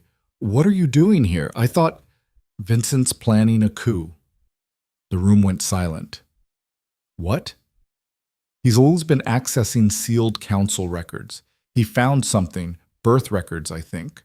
Something that questions your legitimacy. Darian's face went white. He can't have... Those records are sealed for a reason.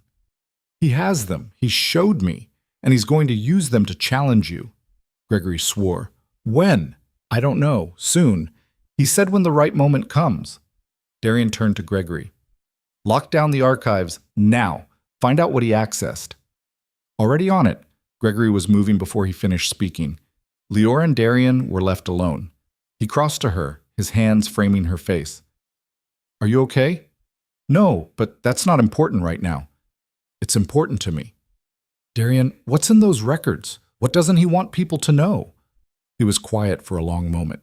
Then, my father had 2 sons, me and my half-brother.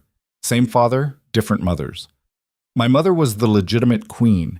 His mother was not. So you're the legitimate heir. I should be, but my half-brother was born first, by 3 months. Darian's jaw tightened. He died when he was 6. An accident. At least, that's what everyone believed. Leora's stomach dropped. And Vincent knows it wasn't an accident, because his family was there when it happened. They covered it up to protect mine. And he's been holding that information over my head for years. That's not your fault. You were a child. It doesn't matter. If he can prove my claim is based on a death that wasn't natural, he can argue I should never have taken the throne. And with the council already divided, he could force you out. Yes, Liora felt pieces clicking into place. That's why he pushed for the vote. That's why he wanted me gone. He needed to prove you'd choose personal desires over the kingdom, to build a case that you're unfit to rule. And I played right into his hands. No. He manipulated the situation. There's a difference. Darian pulled away, running both hands through his hair. I can't fight this and keep you safe. If Vincent moves now, then we move first. He looked at her. What? We go public. With all of it. The records, the cover-up, everything. That would destroy my family's reputation. It would also destroy his leverage. He can't use information that's already public. Liora, you don't understand what you're asking. I understand perfectly. You choose, protect your family's reputation and lose the throne, or sacrifice the reputation and keep the kingdom. She met his eyes. What matters more? Before he could answer, the door burst open. Marcus stumbled in, blood streaming from a cut on his forehead. They've taken the council chamber, he gasped. Vincent's declaring an emergency session. He's calling for your immediate removal. Darian's expression went cold. How many guards does he have? 20, maybe more. And loyal to us? 15, I'm sure of. The rest... Marcus wiped blood from his eyes. The rest will follow whoever they think is winning. Then we need to make sure they think it's us. Darian turned to Liora. I need you to leave. Now. This is about to get dangerous. I'm not leaving you. Liora Shiki... I said I'm not leaving. You want to fight this? Fine. Let's fight it. Together. He looked like he wanted to argue. Then something in his expression shifted. Not resignation, decision. Okay. But if I tell you to run, you run. Agreed? Agreed. Marcus looked between them. This is insane. Probably, Darian said. But it's what we're doing. Come on. They moved through the residence like a storm. Guards fell in behind them. First 5, then 10, then 15. Word was spreading. Loyalties were being chosen. They reached the council chamber to find the doors barred. Vincent's voice echoed from inside. Unfit to rule. His judgment compromised by personal entanglements. The kingdom requires stable leadership, and I move that the council remove him from power effective immediately." Darian didn't hesitate. He slammed his shoulder into the door. It splintered but held. "Again," he ordered. This time, 4 guards joined him. The door crashed open. Inside, the council chamber was in chaos. Vincent stood at the head of the table. Elena and Celine flanked him. Catherine was bound to a chair in the corner, a gag in her mouth. The rest of the council members, Gregory was missing, probably dealing with the archives, looked torn between fear and uncertainty. Darian walked into the room like he owned it, because he did. "Vincent, step away from the table." "Your Majesty, how kind of you to join us." Vincent's smile was sharp. "We were just discussing your abdication." "I'm not abdicating." "You don't have a choice. The evidence is clear." "What evidence? The sealed records you stole? The information you've been using to blackmail council members for years?" Vincent's smile faltered. "I don't know what you're—" "Yes, you do. And so does everyone in this room now." Darian turned to the assembled witnesses. "Vincent has been accessing confidential records about my family, about my brother's death. He's planning to use that information to challenge my legitimacy." Murmurs rippled through the chamber. "That's a lie," Vincent said, but his voice was less steady. "Is it? Then you won't mind if we examine those documents you're carrying." Vincent's hand went to his coat. "These are council property. They're sealed records, which means you need full council authorization to access them. Did you have that?" Silence. "I thought not." Darian looked at Marcus. "Take them." Marcus moved forward, but Vincent pulled the papers from his coat first. "You want them? Here." He threw the documents into the fireplace. They caught immediately, flames consuming paper and ink and secrets. Darian lunged forward, but it was too late. The evidence burned. Vincent laughed. "Now it's your word against mine, and we both know how that will play out. You just destroyed council property." "I destroyed documents you claim exist. Without proof, you have nothing." He was right, and he knew it. Darian's hands clenched into fists. Liora saw him calculating, weighing options, all bad. Then Gregory burst into the room, breathing hard, found the access logs. He held up a ledger. Every time Vincent entered the archives, every record he touched, all documented. Vincent's face went white. "You were saying—" Darian's voice was ice. The room exploded into chaos again. Elena tried to defend Vincent. Celine called for order. Catherine, freed from her bindings by a guard, was shouting accusations. Through it all, Vincent stood frozen. He'd lost. And he knew it. But trapped animals were dangerous.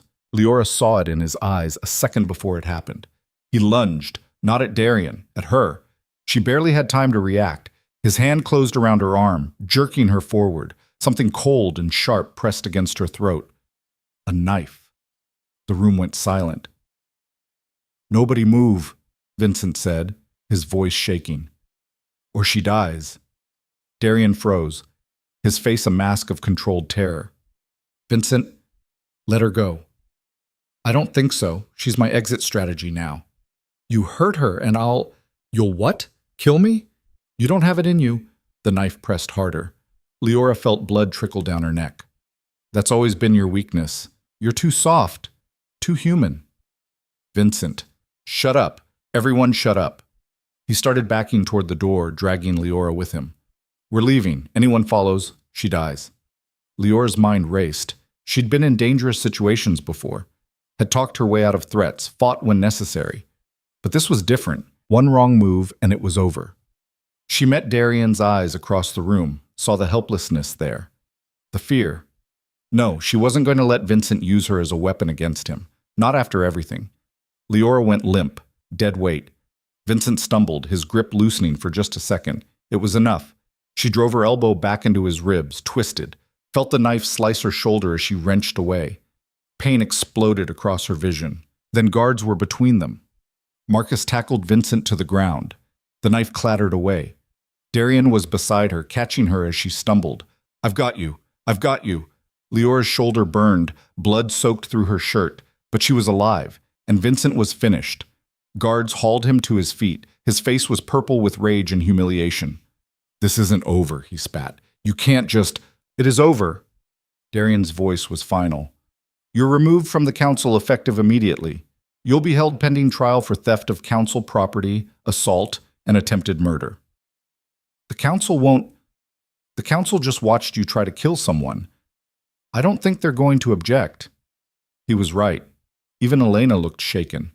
They dragged Vincent away. Liora sagged against Darian, adrenaline fading, pain rushing in to fill the void. I need a healer, he called out. Then to her, why did you do that? Because he was using me to control you. I wouldn't let that happen. You could have died. Better that than letting him win. Darian's laugh was shaky. You're impossible. You knew that when you chose me. A healer arrived, started cleaning the wound on Leora's shoulder. It was deep but not life-threatening. She'd been lucky. Around them, the council chamber slowly emptied. Elena and Celine left without a word. Catherine approached, her face pale. I'm sorry, she said to both of them. I should have acted sooner. You helped when it mattered, Darian said. That's enough. She nodded and left. Marcus lingered. The council will need to vote again, on Miss Vance's status. Darian's arm tightened around Leora's waist. They'll vote to let her stay. Will they? After watching her risk her life to stop a coup? Yes, they will. And if they don't, he looked at Marcus. Then maybe I'm ruling the wrong kingdom. Marcus's expression softened. For what it's worth, I'm changing my vote. It's worth a lot. After he left, Darian and Liora sat in the empty chamber while the healer finished bandaging her shoulder. This is going to scar, the healer said. Good, Liora replied. I'll have proof. Proof of what? That I fought for something that mattered. The healer packed up her supplies and left them alone. Silence settled over the chamber. I almost lost you, Darian said finally. Twice. In one day. But you didn't. Only because you're reckless and stubborn and apparently have a death wish. I prefer brave and determined. That too. Liora turned to look at him fully. His face was haggard, exhausted, but alive. They were both alive. What happens now? She asked. Now we finish this. Tomorrow, the council reconvenes. We put the vote to rest once and for all. And then, he paused. Then we figure out how to rebuild what Vincent tried to destroy. Can you? With you? Yes. That's a lot of faith to put in someone you've known for less than 2 months. I know exactly who you are, Liora Vance. I've known since you handed me that first bowl of stew and didn't ask for anything in return. Everything since then has just been confirmation. Her throat tightened. You're going to make me cry. Please don't. I can't handle any more emotions today. She laughed. It hurt her shoulder, but she didn't care. They sat there as the sun set outside the windows, casting long shadows across the council chamber. Tomorrow would bring more battles, more challenges. But tonight, they'd survived. And that was enough. For about 6 hours. Liora woke before dawn to find Anna standing beside her bed, looking terrified. Miss, you need to see this. She sat up carefully. Her shoulder throbbed where the knife had cut, the bandages tight and uncomfortable. See what? Anna handed her a piece of paper. It's all over the city. Someone distributed them during the night. Liora took the paper and read. The Alpha King's Horror. How a borderland nobody seduced her way to power. Her stomach turned. The text beneath the headline was worse. Lies twisted with just enough truth to be believable. Claims that she'd deliberately targeted Darian, that she'd manipulated him, that she was using her position to funnel resources back to the borderlands. There are hundreds of these, Anna said quietly. Maybe thousands. They're everywhere. Liora set the paper down with shaking hands. Who distributed them? No one knows. But people are saying... Anna stopped. Saying what? That Vincent had supporters. People who think you shouldn't be here. And now that he's in custody, they're taking matters into their own hands.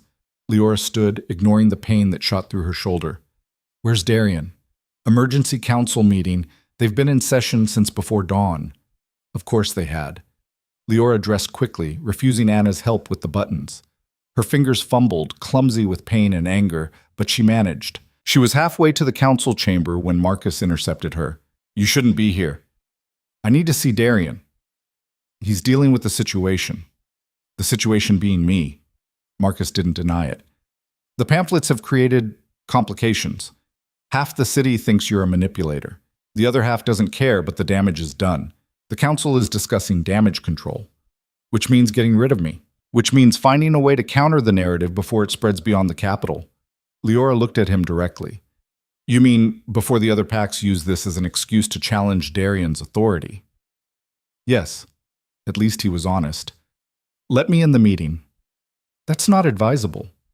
I don't care about advisable. If they're discussing me, I deserve to be there. Marcus studied her for a long moment. Then he stepped aside. Your funeral. The council chamber was tense when she entered. All 7 members were present, minus Vincent, whose empty chair sat like an accusation. Darian stood at the head of the table, his face carved from stone. Elena was mid-sentence when Liora walked in. Cannot simply ignore public opinion. The packs are already questioning his judgment, and now this. She stopped as everyone turned to look at Liora. Don't stop on my account, Liora said. Please, continue telling everyone why I'm a problem. Elena's expression hardened. Miss Vance, this is a closed council meeting. And yet here I am. Funny how that works. Darian moved toward her. Liora, you should rest. Your shoulder. My shoulder is fine, and I'm not resting while people spread lies about me. She held up one of the pamphlets. I assume you've all seen these. We have, Catherine said quietly, and we're working on a response. What kind of response? A statement? A denial? Liora set the pamphlet on the table. That won't work. People believe what they want to believe, and right now, they want to believe I'm using him. So what do you suggest? Celine's voice was cold. That we simply accept the narrative? No, I suggest we change it. How? Liora looked around the table. 7 faces. Some hostile, some uncertain, some, like Marcus and Catherine, quietly supportive. She made a decision.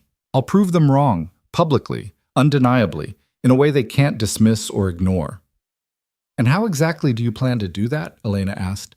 By doing what I do best, solving problems no one else wants to touch. Darian frowned. What are you talking about? Liora turned to Gregory. The Northern Packs, the ones causing trouble. What's the core issue? Gregory looked surprised to be addressed directly. Territory disputes? Resources. They claim the Crown has been neglecting their needs for years. Have we been? That's complicated. That's a yes. Liora crossed her arms, wincing as the movement pulled at her injury. So they're angry because they feel invisible, forgotten, like their concerns don't matter to the people in power. Essentially, then I'll go talk to them. The room erupted. Absolutely not. That's insane. You can't seriously... Darian's voice cut through the noise. Everyone stop. He looked at Liora. You want to go to the Northern Territories? Alone. Not alone. With a small group, people who know the region. But yes, essentially. They're hostile, potentially violent, and you're... What? A nobody from the borderlands? Liora stepped closer to the table. That's exactly why it might work. I'm not the Crown. I'm not the Council. I'm just someone who understands what it's like to be dismissed and forgotten. It's too dangerous, Darian said flatly. Everything about this is dangerous. At least this way, I'm doing something useful instead of sitting here while people destroy my reputation. Elena spoke up. Even if we agreed to this, which I don't, what makes you think the Northern Packs would listen to you? Because I'll listen to them first. Really listen, not just go through the motions. Liora met her eyes. When was the last time someone from the capital actually sat down with them, asked what they needed, tried to understand instead of just issuing orders? Silence. That's what I thought. Marcus leaned forward. Let's say you go. Let's say they don't kill you on sight. What's your actual plan? Find out what they need, what they're really fighting for. Then bring that information back here and help you figure out a solution. And if there is no solution, then at least we'll know what we're dealing with. Liora looked around the table again. Right now you're making decisions based on assumptions and outdated information. I'm offering to get you real intelligence from people who have every reason to hate the Crown but might talk to someone who isn't wearing it. Catherine spoke quietly. It could work. It's reckless, Elena countered. So was letting her stay in the first place, Celine added. And yet, here we are. Darian was quiet, his expression unreadable. Liora waited. Finally, he spoke. If you go with a full security detail, at least 10 guards.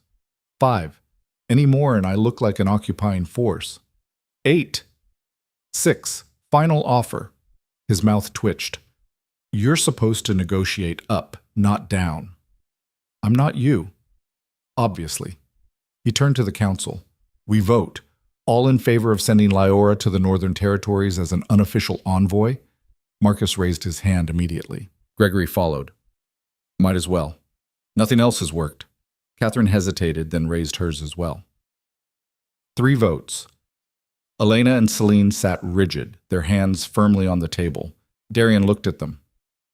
This is your chance to get rid of her. Send her into danger. Maybe she fails. Maybe she doesn't come back. Either way, your problem is solved. That's not what this is about, Elena said, but her voice wavered. Isn't it?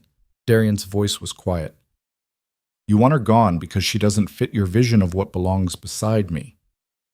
This is your chance. Take it. The words hung in the air.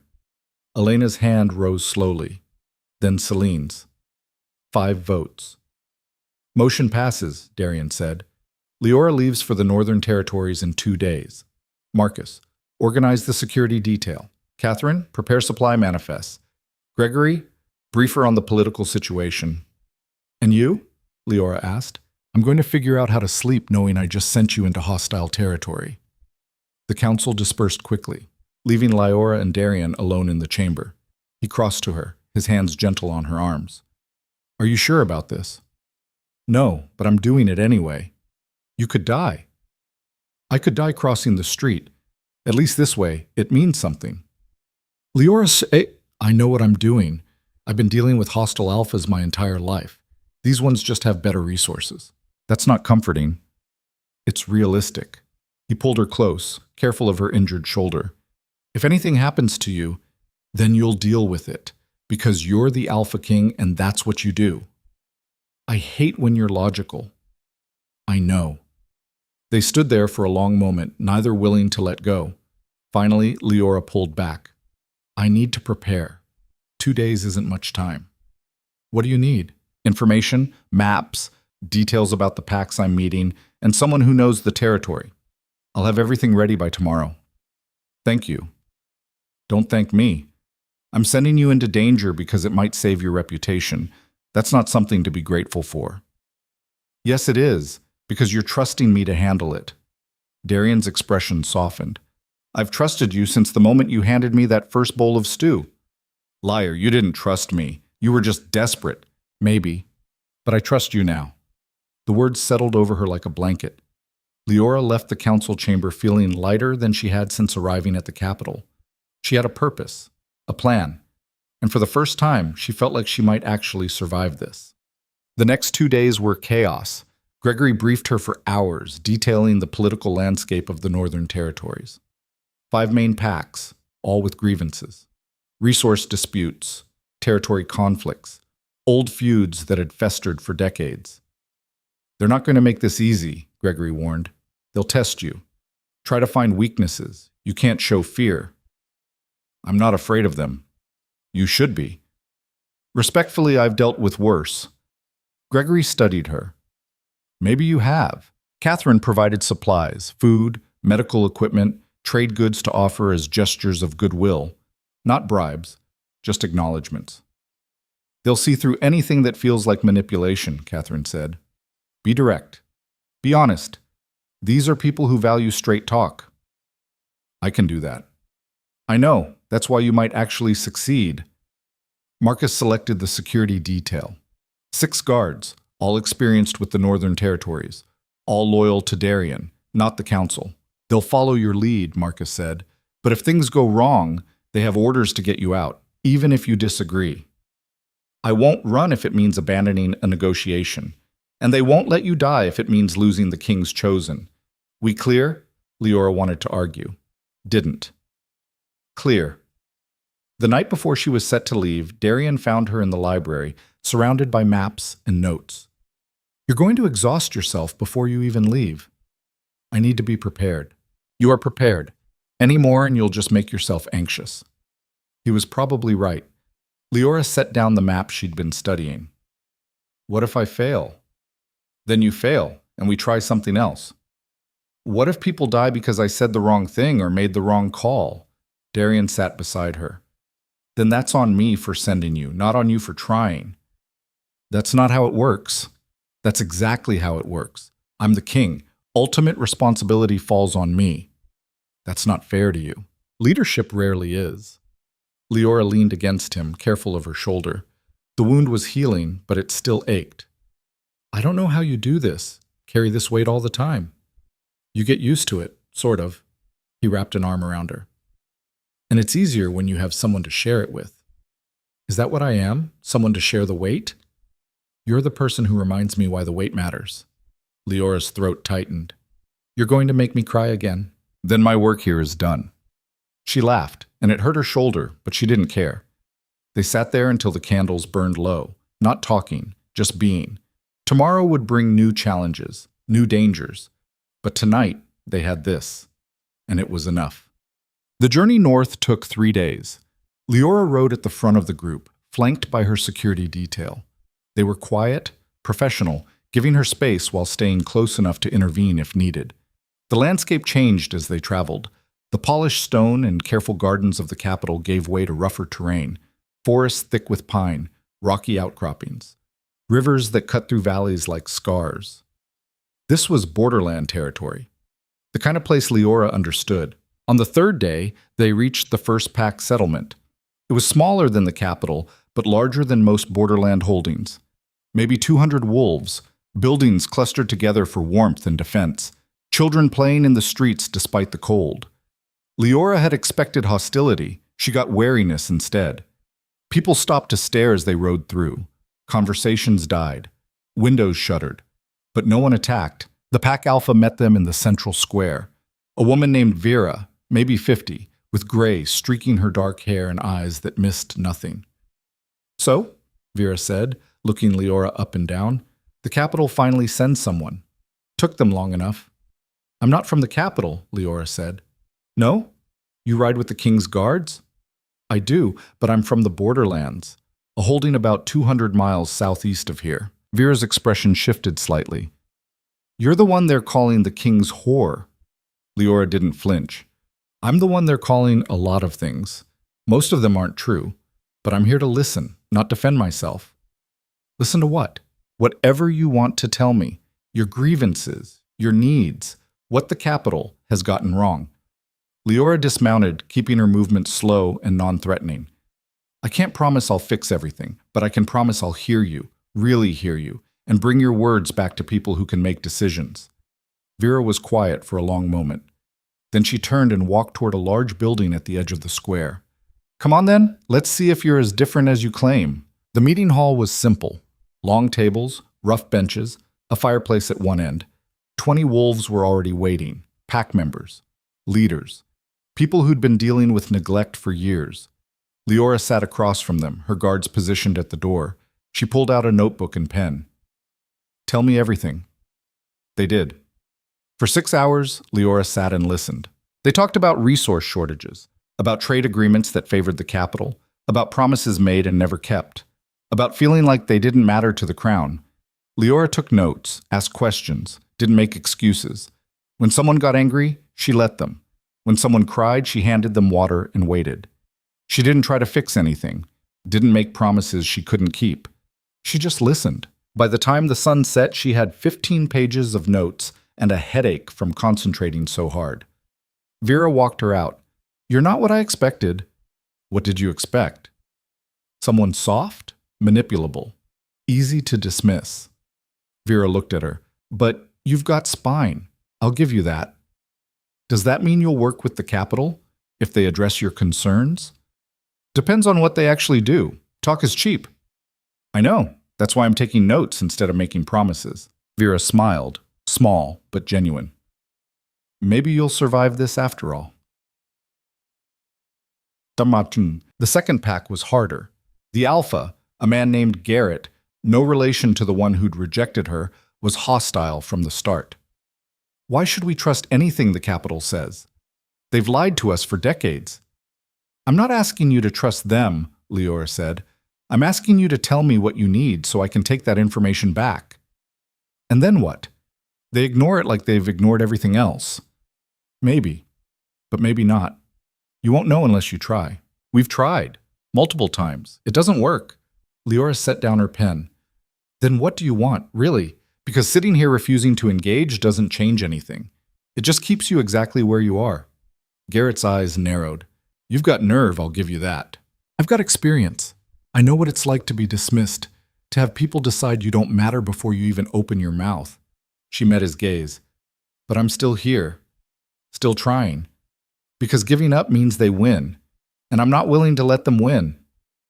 Something shifted in Garrett's expression. Fine. You want to know what we need? We need better trade terms. We need infrastructure repairs. We need the capital to acknowledge that we exist and matter. He leaned forward. And we need someone up there to actually give a damn about what happens down here. That's what I'm trying to be. You're one person. So start with one person. Build from there. The meeting went 4 hours. By the end, Garrett wasn't friendly. But he was talking. And that was progress. Autumn. The third pack was different. The alpha was young, barely 30, and drowning in problems he didn't have the experience to solve. His name was Colin, and he looked exhausted. I inherited this territory 3 months ago, he said. My father ran it for 40 years. He had relationships with the capital, trade agreements, everything. Now he's gone, and I'm trying to hold it together with no support and no idea what I'm doing. Leora's heart ached. She knew that feeling. What's the biggest issue? All of it. The crops failed last season. We're low on food stores. The eastern border has been having disputes with a neighboring pack. And I've got elders questioning every decision I make because I'm too young and inexperienced. That sounds overwhelming. It is. So let's break it down, one problem at a time. Liora pulled out her notebook.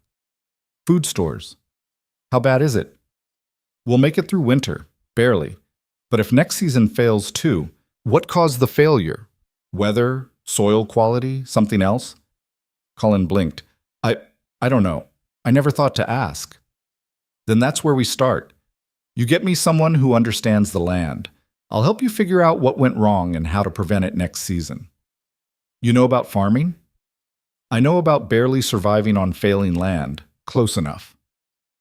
Over the next 2 days, Liora worked with Colin's pack. She talked to farmers, examined soil, looked at irrigation systems that hadn't been maintained in years. She couldn't fix everything, but she could identify problems and suggest solutions. More importantly, she could show Colin that he wasn't alone. On the morning she left, he walked her to her horse. Thank you, he said quietly.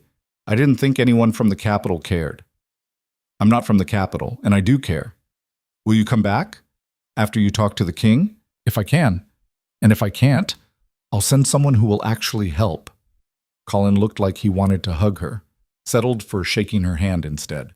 As Liora rode away, one of her guards spoke quietly. You're good at this. She looked at him. At what?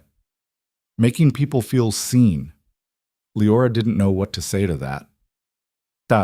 The fourth and fifth packs were variations on the same themes: resource issues, territory disputes, feeling neglected by the crown. Liora listened, took notes, made connections between packs that could help each other. By the time she finished the last meeting, she had 30 pages of detailed notes and a plan forming in her mind.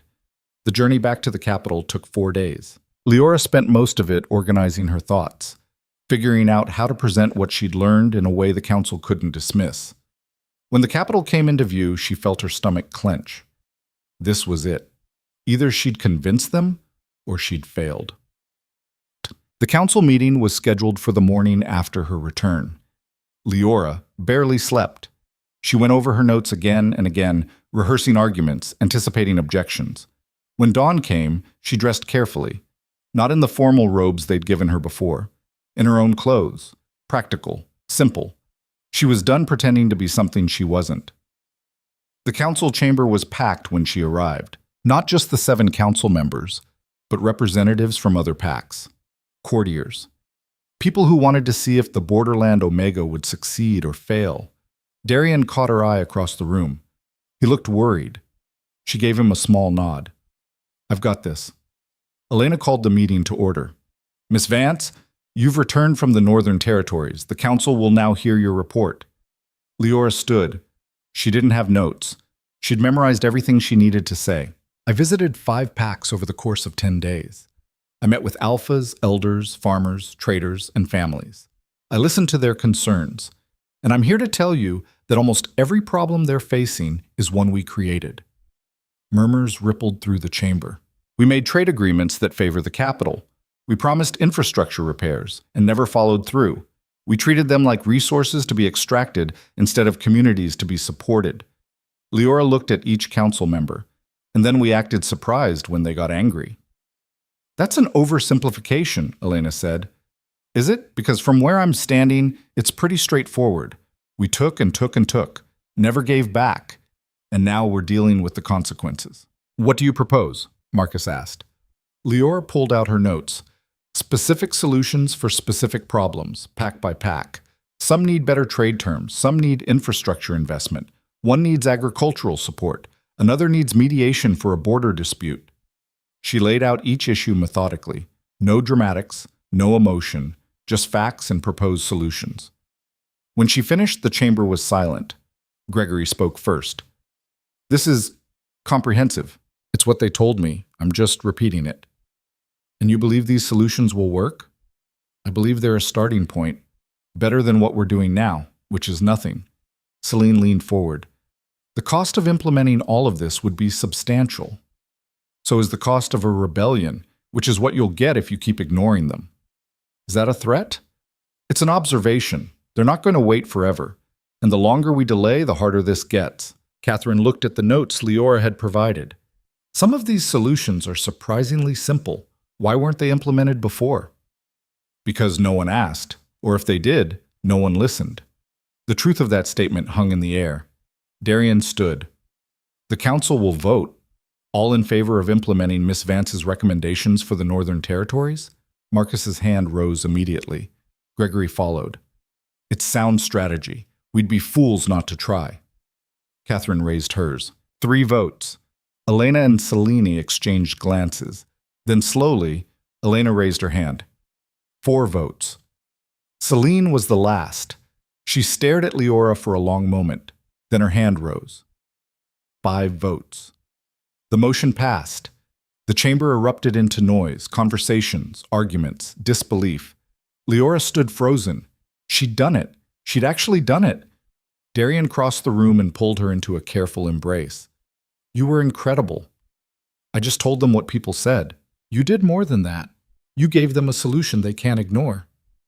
Elena approached, her expression complicated. Miss Vance, I owe you an apology. Liora blinked. What? I underestimated you, dismissed you based on prejudice and tradition. You've proven me wrong. Elena's voice was stiff, but genuine.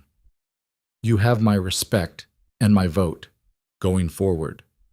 She walked away before Liora could respond. One by one, others approached, offering congratulations, acknowledgement, some grudging, some genuine. Catherine squeezed her hand. I told you it could work. You had more faith than I did. No, I just knew what you were capable of before you did. By the time the chamber cleared, Liora felt drained, overwhelmed, but also, for the first time since arriving at the capital, like she belonged. Darian led her back to her rooms. Once inside, she collapsed onto the couch. That was the most terrifying thing I've ever done. You didn't look terrified. I'm good at hiding it. He sat beside her. You changed their minds, all of them, even Elena. I gave them information they couldn't argue with. That's different. No, it's not. You could have presented the same information poorly, and they would have rejected it. You made them listen, made them care. He took her hand. You did what I've been trying to do for years, in 10 days. That's not... It is. And you need to accept it. Liora looked at their joined hands. What happens now? Now we implement the plan. Send resources, follow through, prove we're serious. And me? You keep doing what you do best, solving problems everyone else is too afraid to touch. Is that my job now? If you want it to be. Liora considered that. A role, a purpose, something that mattered. Okay, she said quietly. I'll do it. Darian smiled, genuine and warm. Good. They sat in comfortable silence until Anna knocked with dinner. As they ate, Darian told her about the plans to send aid north, about trade delegations and infrastructure teams. Liora listened, offering suggestions, feeling more confident with each passing minute. This was what partnership looked like, not just standing beside power, but wielding it, together. And for the first time since leaving her holding, Liora believed she might actually survive this new life. Not just survive, thrive. 3 weeks later, the first reports came back from the Northern Territories. The aid had arrived. Trade agreements were being renegotiated, infrastructure repairs had begun, and the packs, all 5 of them, had sent formal letters of gratitude, not to the council, to Liora. She read them in her rooms, Anna hovering nearby. They're thanking you, miss. They're thanking the capital for finally listening. No, they're thanking you, by name. Liora set down the letters, her throat tight. Vera had written, you kept your word. That's rare. Come back when you can. Colin had written, the soil analysis helped. We're implementing your suggestions for next season. Thank you for not treating me like I was stupid. Even Garrett had written, you've got more spine than most alphas I've met. Don't let them break you. Liora pressed her hands to her face, overwhelmed. Miss? Anna's voice was gentle. Are you all right? I don't know. I think so. Maybe. A knock at the door interrupted them. Darian entered, holding a formal document. The council wants to create an official position, he said. Northern Territories liaison. Someone who maintains relationships with the packs, coordinates aid, handles disputes before they escalate. Liora looked up. Who are they appointing? Darian smiled. You. If you want it. Her breath caught. They voted for this? Unanimously. Even Elena said you were the only logical choice. I don't know what to say. Say yes. Say you'll take the position and keep doing what you've been doing. Liora stood, crossing to him. This is real, not just temporary. As real as it gets. You'll have a title, a budget, authority to make decisions without running everything through the full council. That's incredible. You've earned it. She looked at the document he was holding. Her name. An official seal.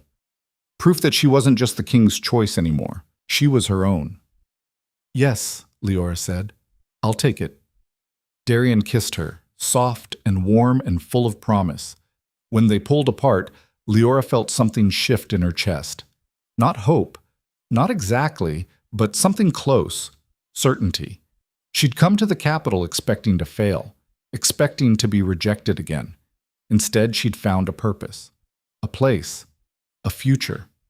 And the woman who'd been dismissed 4 times had become the one they couldn't ignore. Not because she'd changed who she was, but because she'd refused to disappear. 6 months later, Liora stood in the Great Hall watching a fight she couldn't stop. 2 alphas, one from the Eastern Territories, one from the West, were shouting at each other across the council table. The issue was a border dispute that had been festering for decades. The Eastern Alpha claimed the Western Pack had encroached on treaty land. The Western Alpha insisted the boundaries had always been unclear. They'd been arguing for 2 hours. Elena looked ready to throw them both out. Catherine had her head in her hands. Even Gregory seemed exhausted. Darian caught Liora's eye from his seat at the head of the table. She saw the question there. Do something.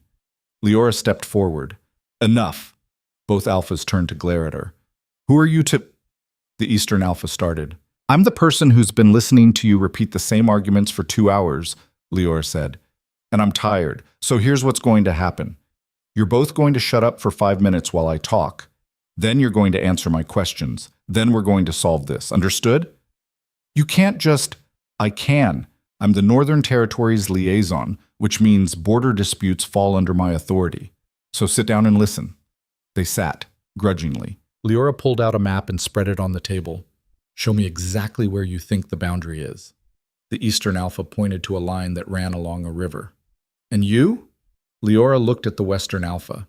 He pointed to a different line, roughly half a mile north. Okay, so there's a half-mile strip that's disputed. Liora studied the map. What's on that land? Hunting grounds, the Eastern Alpha said. Timber, the Western Alpha added. And how long have you both been using it? They exchanged glances. Decades, the Eastern Alpha admitted. So you've been sharing it without problems until now. Liora looked between them. What changed? Silence. Then the Western Alpha spoke quietly. Population growth. We need more resources. So do we, the Eastern Alpha said. That's why we're here. Liora nodded slowly. So the real issue isn't the boundary, it's that there's not enough to go around anymore. They didn't deny it. Then let's solve the actual problem instead of fighting over lines on a map. Liora turned to Catherine. What's the Crown's position on resource development in contested territories? Catherine blinked. We don't have a formal policy. Then we need one, starting now. Liora looked at the two alphas. Here's my proposal. The Crown invests in developing that disputed strip. We bring in experts, improve the timber yields, create sustainable hunting practices. In exchange, you both agree to share the resources equally and formalize the boundary at the midpoint between your claims. That's... The Eastern Alpha stopped. That could work. It splits the difference, the Western Alpha said. Neither of us gets everything we wanted. No, but you both get something, and you get Crown support for development, which means better yields than you're getting now even with the full territory. Liora crossed her arms. Or you can keep fighting about it for another 20 years and watch the resources decline until there's nothing left to fight over. Your choice. The two alphas looked at each other. Then simultaneously, they nodded. We accept, the Eastern Alpha said. Agreed, the Western Alpha added. Liora exhaled. Good. Catherine will draw up the formal agreement. You'll both sign it before you leave. And if I hear about this dispute again, I'm personally coming to your territories and making your lives miserable. Clear? Clear, they said in unison. After they left, the council chamber was quiet. Then Elena spoke. That was efficient. That was necessary, Liora corrected. They didn't need a mediator. They needed someone to call them on their bullshit and offer an actual solution. Gregory laughed. I like her approach. It's unorthodox, Celine said, but there was approval in her voice. Darian stood. It's effective, which is what matters. He looked at Liora. Good work. She felt warmth spread through her chest. 6 months of this. Solving problems, mediating disputes, forcing people to see past their own assumptions. And she still wasn't used to the praise. But she was getting better at accepting it. That evening, Liora returned to her rooms to find Anna waiting with a letter. It's from your holding, miss. Thomas sent it. Leora's heart jumped. She'd been getting monthly reports from Thomas, but this wasn't the usual schedule. She tore open the letter and read. Liora, the holding is doing well. Better than well, actually. The improvements you arranged before leaving have made a real difference. The new irrigation system works. The chicken coop repairs held through winter. Even managed to sell some surplus eggs. But that's not why I'm writing. There's been talk in the borderland settlements. About you, about what you're doing at the capital. People are starting to pay attention. 3 rejected Omegas came by last week asking if the stories were true. If you really went from a failing holding to advising the king. I told them yes. They wanted to know if it was possible for them too, if things could change. I didn't know what to tell them, but I thought you should know. You're giving people hope, whether you meant to or not. Take care of yourself up there. Thomas Liora read the letter 3 times. Then she sat down hard on the couch, her hand shaking. She'd been so focused on surviving at the capital, on proving herself, on solving problems, she hadn't thought about what it might mean to people back home. People like her, people who'd been dismissed and forgotten. Miss? Anna's voice was gentle. Are you all right? I don't know, maybe. Liora looked up. 3 Omegas came to my holding, looking for hope. And that upsets you? It terrifies me. What if I fail? What if this all falls apart? I'll have given them hope for nothing. Anna sat beside her. Or you'll have shown them it's possible to try. That's not nothing. It is if I can't deliver. You've already delivered. You're here. You're doing work that matters. You've changed minds. Anna squeezed her hand. That's more than most people ever accomplish. Liora wanted to believe her, but the weight of expectation felt heavier than any council meeting. Just sad. 2 weeks later, everything changed again. Liora was in her office, a real office now, with a desk and filing cabinets and maps covering the walls, when Marcus appeared in the doorway. "We have a situation." She looked up from the trade agreement she'd been reviewing. "What kind of situation?" "The kind that requires your immediate presence in the council chamber." His tone made her stomach drop. "Marcus?" "Now, Liora. It's serious." She followed him through the hallways, her mind racing through possibilities. Another coup attempt, a border conflict, something with the Northern Territories? The council chamber was packed when they arrived. All 7 council members, plus representatives from a dozen different packs, and in the center of the room, looking small and defiant, stood 3 young women. Liora recognized them immediately from Thomas's description, the rejected Omegas from the borderlands. Elena was speaking, her voice sharp. "You cannot simply show up at the Capitol demanding an audience with the council. There are protocols." "We tried the protocols," one of the women said. She was maybe 22 with dark hair and a scar across her jaw. "No one would listen." "That's because what you're asking for is unreasonable. We're asking for the same thing Liora Vance got. A chance." The room went silent. All eyes turned to Liora. She crossed to the center of the room. "What's going on?" The woman with the scar met her eyes. "You don't know us, but we know you. Everyone in the borderlands knows you. The Omega who was rejected 4 times and ended up at the right hand of the Alpha King." "That's not exactly—" "We want the same opportunity. We want to come to the Capitol, learn, work, prove we're worth more than what our packs decided." Liora's chest tightened. "It's not that simple." "Why not? You did it. I was invited. By the king. After very specific circumstances.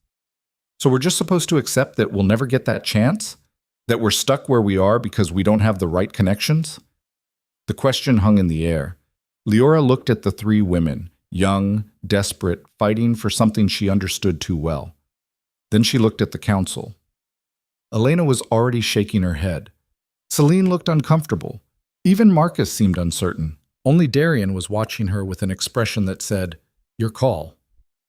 Liora made a decision that would either change everything or destroy her. "They're right." "Excuse me?" Elena's voice was sharp. "They're right. We talk about merit and capability, but the system is rigged. If you're not born into the right family with the right connections, you don't get opportunities. You just disappear." Liora looked at each council member. "I got lucky. Darian showed up at my door, but how many other capable wolves are out there who won't get lucky? Who will spend their whole lives being dismissed because they don't fit the mold?" "That's how society functions," Elena said. "Structure, hierarchy, order. That's how society stagnates. You miss talent because you're too busy looking at bloodlines." "So what do you propose?" Celine asked. "We just open the Capitol to anyone who shows up demanding a chance?" "No. We create a program. A formal way for wolves from borderland territories to come to the Capitol, receive training, prove their capabilities. Not charity, not handouts. Actual opportunities based on merit." The chamber erupted. Half the representatives were shouting support. The other half were shouting objections. Darian called for order. It took 2 minutes for the noise to die down. "Liora," he said carefully, "you're suggesting we restructure how we identify and develop talent across the entire kingdom." "Yes." "That's ambitious." "It's necessary. The borderlands are full of capable wolves who get overlooked because they don't have advocates. We're wasting potential, wasting people." She gestured to the 3 women. "They shouldn't have to break protocol and risk everything just to ask for a chance. There should be a path, a real one." Elena stood. "This is unprecedented. The cost alone is less than what we spend on ceremonial nonsense every year." Liora cut her off. "I've seen the budgets, Elena. We can afford this." "It's not about money. It's about maintaining standards. Maintaining exclusivity, you mean?" Elena's face flushed. "How dare you?" "I dare because I was one of them." Liora pointed to the 3 women. "I was the Omega no one wanted, the holding everyone wrote off. If Darian hadn't shown up, I'd still be there, invisible, forgotten. And you'd have missed out on everything I've contributed because you never would have looked at me twice." The truth of that statement settled over the room. Gregory spoke up. "She has a point. How many other Leoras are out there? That's not the issue, Elena insisted. That's exactly the issue, Marcus said quietly. We've been operating on assumption for decades, assuming bloodline equals capability, assuming rejection means unworthiness. Maybe it's time to question those assumptions. Darian stood.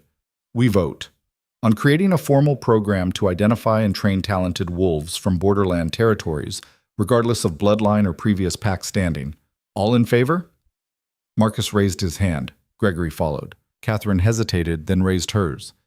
It's progressive, but progress is necessary. 3 votes.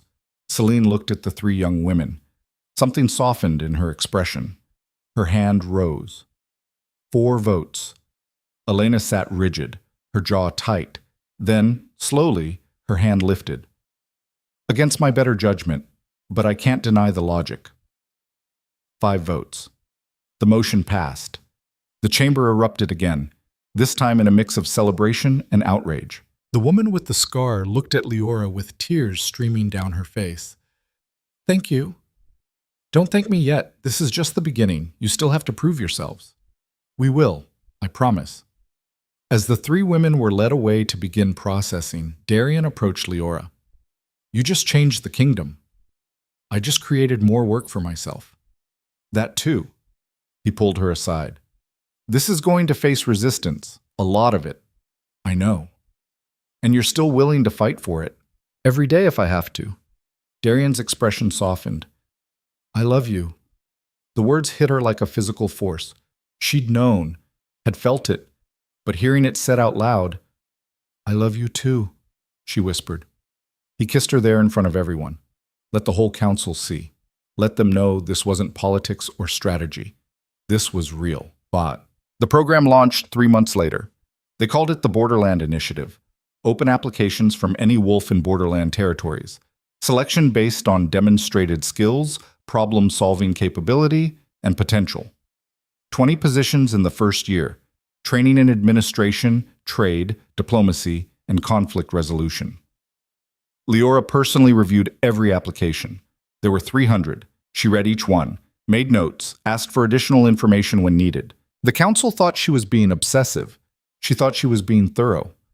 The 20 selected candidates arrived in spring, ranging in age from 19 to 45. Different backgrounds, different packs, different stories, but all of them shared one thing. They'd been dismissed by the system and refused to accept it. Liora met with each one individually. She remembered their names, their holdings, their specific challenges, and she told them the truth. This is going to be hard. Harder than anything you've done before. People will question you, test you, try to prove you don't belong. But if you survive it, if you push through and prove them wrong, you'll change everything. Not just for yourselves, for everyone who comes after you. They listened, they understood, and they got to work. The resistance came hard and fast. Pack alphas complained about losing members to the capital. Traditional families objected to outsiders being given opportunities. Court members whispered that standards were being lowered. Liora dealt with each complaint the same way, with facts. She showed them the candidates' work, documented their contributions, proved they were performing at or above the level of traditionally selected members. Some people were convinced. Others remained hostile. One particularly difficult confrontation came from an alpha named Thorn. His pack was old, established, traditional, and he hated everything the Borderland Initiative represented. He cornered Liora after a council session. You're destroying the fabric of our society. I'm making it stronger. By bringing in rejects, by elevating failure, by recognizing that your definition of failure is garbage. Liora didn't back down. These wolves aren't rejects, they're survivors. They're people who kept going despite every obstacle you and people like you put in their way. That's strength. And if you can't see it, that's your problem, not theirs. Thorn's face reddened. You're a disgrace to your position. And you're a dinosaur clinging to a system that's dying, so I guess we're even. He stormed off. Marcus, who'd witnessed the exchange, approached. You're making enemies. I'm making change. Enemies come with the territory. Liora, I'm not backing down on this, not for Thorn, not for anyone. She met his eyes. These wolves deserve their chance, and I'm going to make sure they get it. Marcus nodded slowly.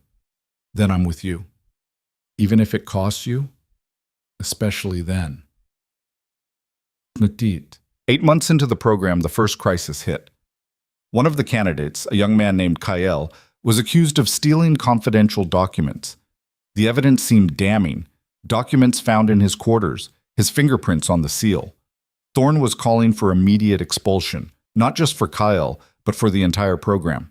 "This is exactly what we warned you about," he said at the emergency council meeting. "These borderland wolves can't be trusted. They don't understand loyalty or honor." Liora looked at the evidence. Something felt wrong. "I want to interview KL before any decisions are made." "There's nothing to discuss," Thorne insisted. "The proof is clear." "Then a few more hours won't matter." Darian nodded. "Granted, Liora has until tomorrow morning." She went directly to the holding cell where Kyle was being kept. He looked terrified.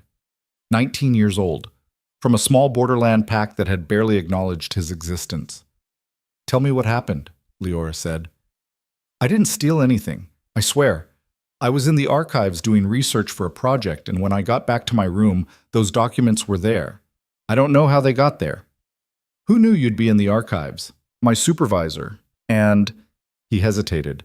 "And I told a few other candidates. We were all working on projects." "Who else has access to your quarters?" "Just me and the cleaning staff." Liora's mind raced. "Who supervises the cleaning staff?" "I don't know.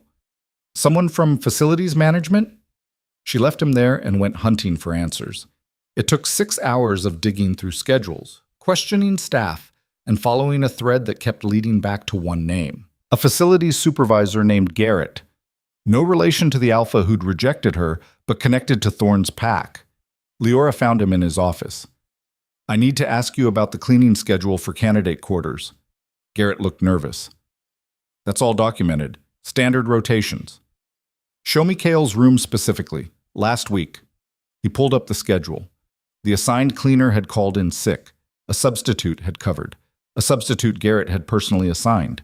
"Who was the substitute?" I don't remember." "You assigned them. Check your records." His hands shook as he searched. The name that came up was someone Liora didn't recognize. But when she ran it through the registry, she found the connection.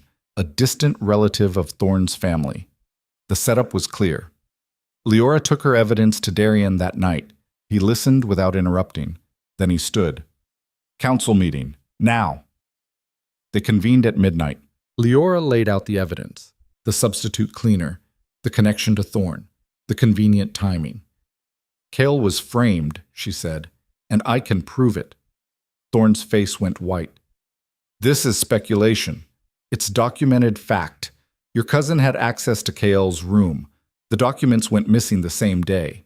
And Garrett, your pack member, assigned the substitute." Liora looked at the council. This wasn't theft. It was sabotage. The room exploded. Accusations flew. Thorne tried to defend himself, but the evidence was too clear. By dawn, Garrett and the substitute cleaner had confessed. They'd acted on Thorne's implicit encouragement. He'd been vocal about wanting the program shut down. Kyle was cleared. Thorne was removed from his position as regional representative, and the Borderland Initiative survived its first real test. 1 year after the program launched, Liora stood in the Great Hall watching the first graduating class receive their assignments. 20 wolves, all capable, all proven. Some would stay in the capital, joining the administration. Others would return to their territories with new skills and connections. A few would take positions in other packs, bridging gaps that had existed for decades. Kale stood among them. He'd been assigned to Gregory's military strategy division. He looked proud, terrified, ready. Darian gave a speech, formal, diplomatic, but when he looked at Liora, his expression said everything the words didn't. After the ceremony, Elena approached Liora. "I was wrong about you." Liora turned. "What? When you first arrived, I thought you were a mistake, a distraction, someone who would damage the kingdom." Elena's expression was complicated. "I was wrong. You've done more to strengthen our society in 1 year than some of us have done in decades. I just listened to people everyone else was ignoring." "That's exactly what we needed." Elena extended her hand. "Thank you." Liora shook it, still processing. One by one, others approached, offering congratulations, acknowledgement, stories of how the program had impacted their territories. By the time the hall cleared, Liora was exhausted, overwhelmed, but also proud. Darian found her sitting on the steps outside the hall, looking at the city spread below. "You did it," he said, sitting beside her. "We did it." "No, this was you, your vision, your fight." Liora leaned against him. "A year ago, I was packing to leave, rejected by the council, escorted from the capital. And now? Now I'm changing it." "Yes, you are." They sat in comfortable silence, watching the sunset paint the sky in shades of gold and red. "Do you miss it?" Darian asked. "The holding, the quiet, the simplicity." Liora considered that. "Sometimes, but not enough to go back." "Why not?" "Because this matters more. Those 20 wolves, they have opportunities they never would have had. And next year, there'll be 30 more, then 50. And eventually the system changes. Not because someone forced it, because we proved there was a better way. That's your legacy. That's our legacy." Darian kissed her temple. "I have something for you." He pulled out a small box. Inside was a ring, simple, silver, with a single stone the color of borderland skies. "I'm not asking you to marry me," he said quietly. "Not yet. Not until you're ready. But I wanted you to have this, as a promise, that wherever this goes, whatever we build together, I'm in it, completely." Liora's throat tightened. "You're sure? Because once I put this on, I'm not letting go." "That's the idea." She slipped the ring on her finger. It fit perfectly. "I love you," she said. "I love you too." They sat there as darkness fell. Two people who'd found each other in the most unlikely circumstances and built something real. 5 years later, the Borderland Initiative had expanded to all territories. Over 300 graduates. Positions in administration, trade, diplomacy, education, and infrastructure.